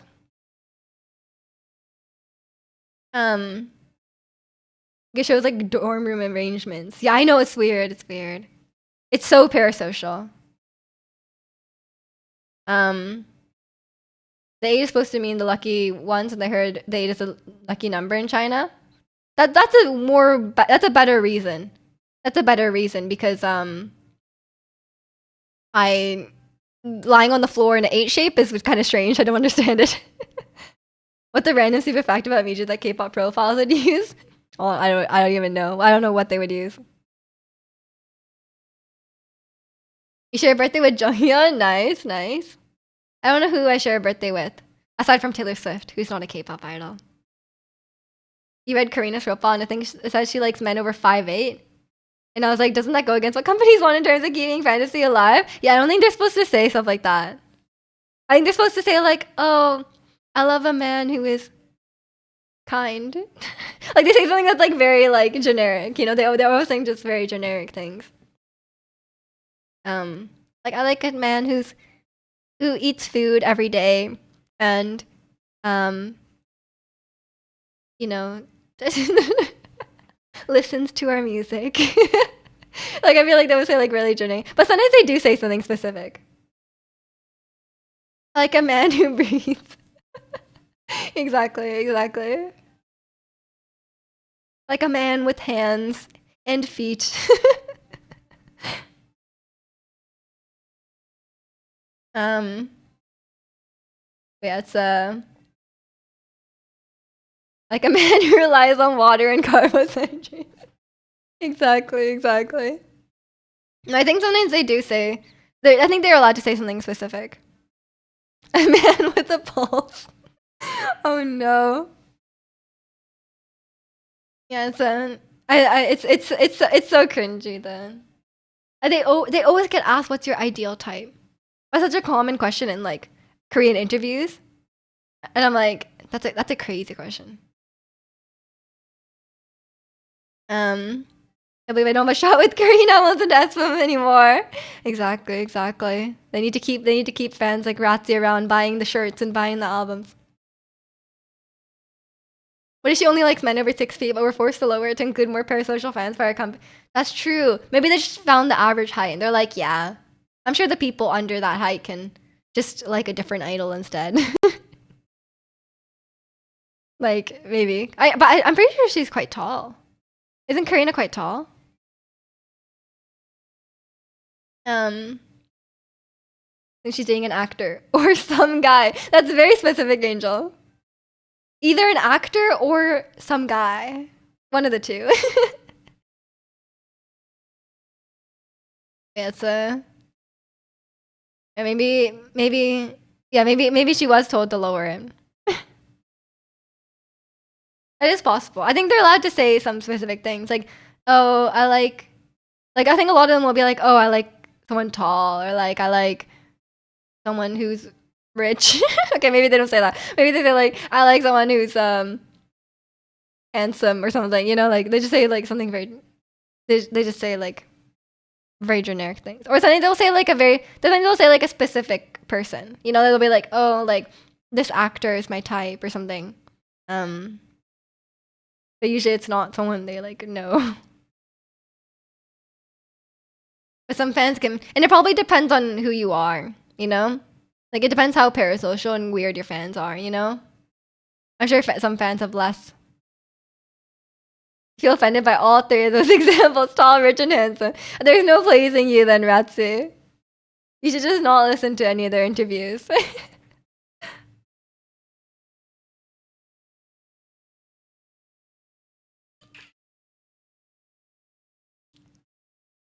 It's it's a tough world out there for them, you know? We talking K-pop? We are. Welcome in, McNeil. We're just talking about when idols get asked, "What's your ideal type?" and then they say something like real generic, you know? You know, also already know I don't have a shot with any of the idols, so I don't care. I mean, yeah, but a lot of fans aren't that self-aware, you know? They always avoided their yeah, they that's what we were joking on. We're like, "Oh, I like a man who drinks water." Yeah, I would not answer that either if I was an idol. I'd be like, "Yeah, people are crazy out there. You should not answer that." I'll never stop bleeding. Have a chance with Carly Rae Jepsen. One day, one day. Where is she still in Vancouver these days, or does she live in like LA? She might live in like LA, no? I don't know where these people are living. Yeah, it's there's some crazy people out there, but I feel like that's one of the reasons I would never survive as an idol. I feel like I would be so sick of that so fast. The second some creepy guy came up to me at the handshake, or not the handshake, but like the fan meet, I would not be able to pretend to care.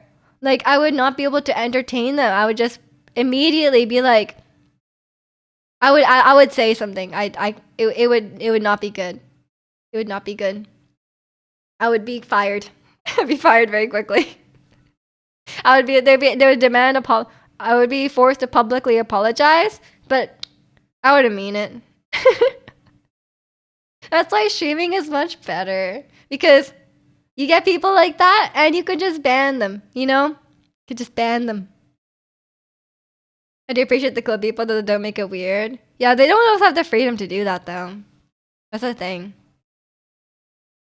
Because it's either like, you know, they work so hard towards this goal, and then like obviously they don't want to like jeopardize that, you know? Like I feel like once you reach like once you reach a certain amount of fame, it's like okay.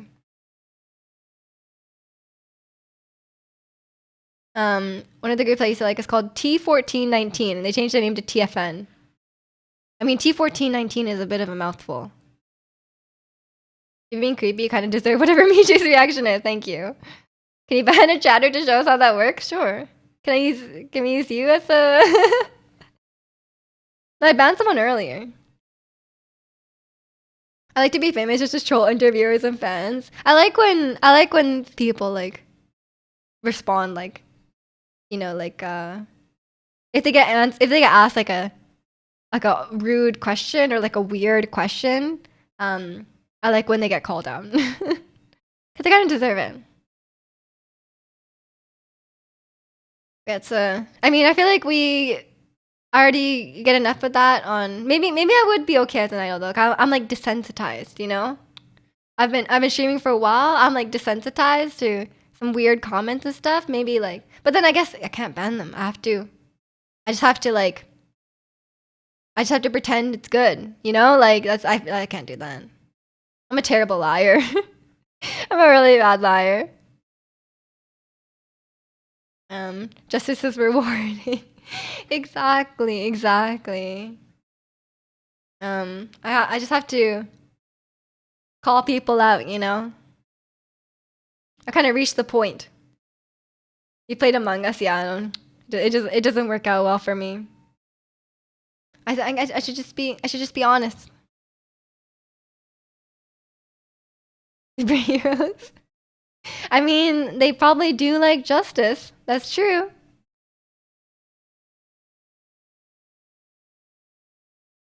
Yeah. I think I wouldn't survive many things about being an idol. I think the second I showed up and they're like, "Yeah, you need to lose weight," I'd be like, "Man, I can't go on a diet." I would be like the worst at going on a diet because like I get really cranky when I'm hungry, and like I don't and I love snacks, so I don't think it would work. Um, where Julie from Kiss of Life responded to her interview saying he wanted love, and she said, "I don't care." So he kept saying, "Oh, what a weird thing to say." It's so weird. Honestly, deserve that, but like it is tough because like they can't just do that, you know? Like sometimes it's fine, but like sometimes they'll be like they'll be like forced to apologize, you know? And I'm like, they have nothing to apologize for in that situation. Few idol fan calls, excuse me. Oh yeah, it's so weird, so weird. I feel like it would be weird to do like, yeah, the fan meets, the fan meets. Like sometimes people are so weird.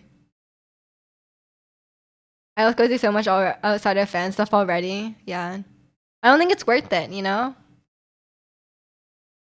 like I'd rather just I don't love whatever they're doing enough. You know, to like destroy my body and destroy my mental state just to sing and dance in front of people, and probably not even sing, just dance and lip sync.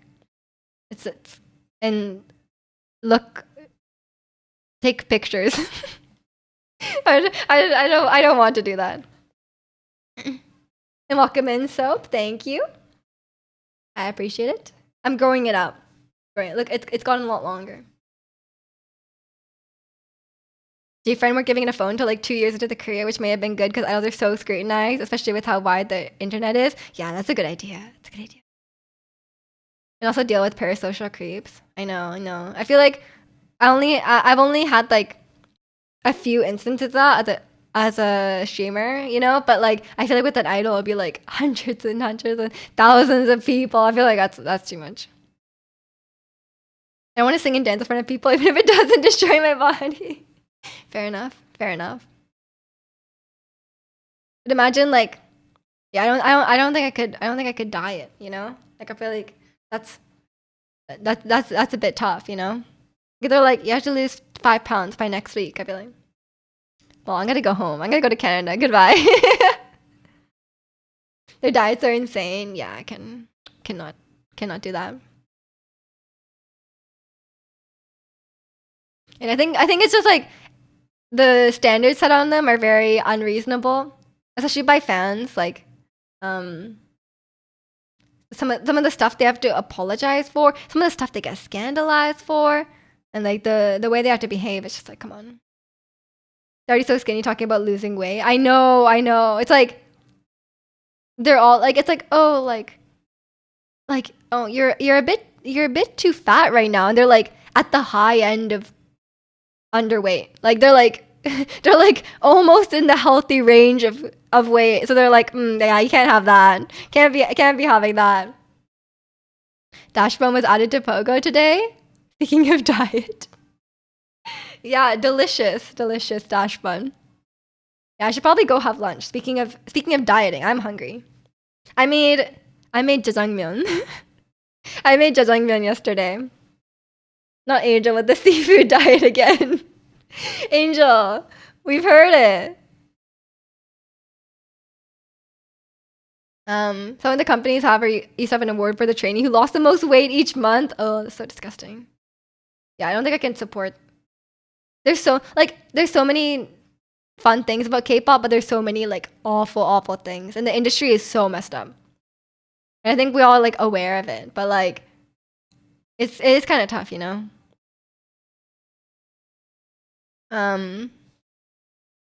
A middle-aged man faked being a Japanese lesbian who had a girlfriend. What? That's why? Why would he think that would? What was he hoping to accomplish with that? Like, so weird. That one I don't understand. Yeah, people are just insane. Yeah. Well, there's some truly. I mean, we get some unhinged comments in the chat, but like, no one has ever been weird to me like anywhere past that. You know, it's like okay, someone's weird in chat, you just ban them. Goodbye. I am fake being a lesbian as a man. I'm sure it was like a catfish situation. I doubt it was in person. I don't unless they were just very good. Someone get on Nion's plane. Yeah, there was always like people like stalking and stuff like that. That is scary. But yeah, it's the stuff they have to deal with, and they're so young. It's like really messed up. But yeah.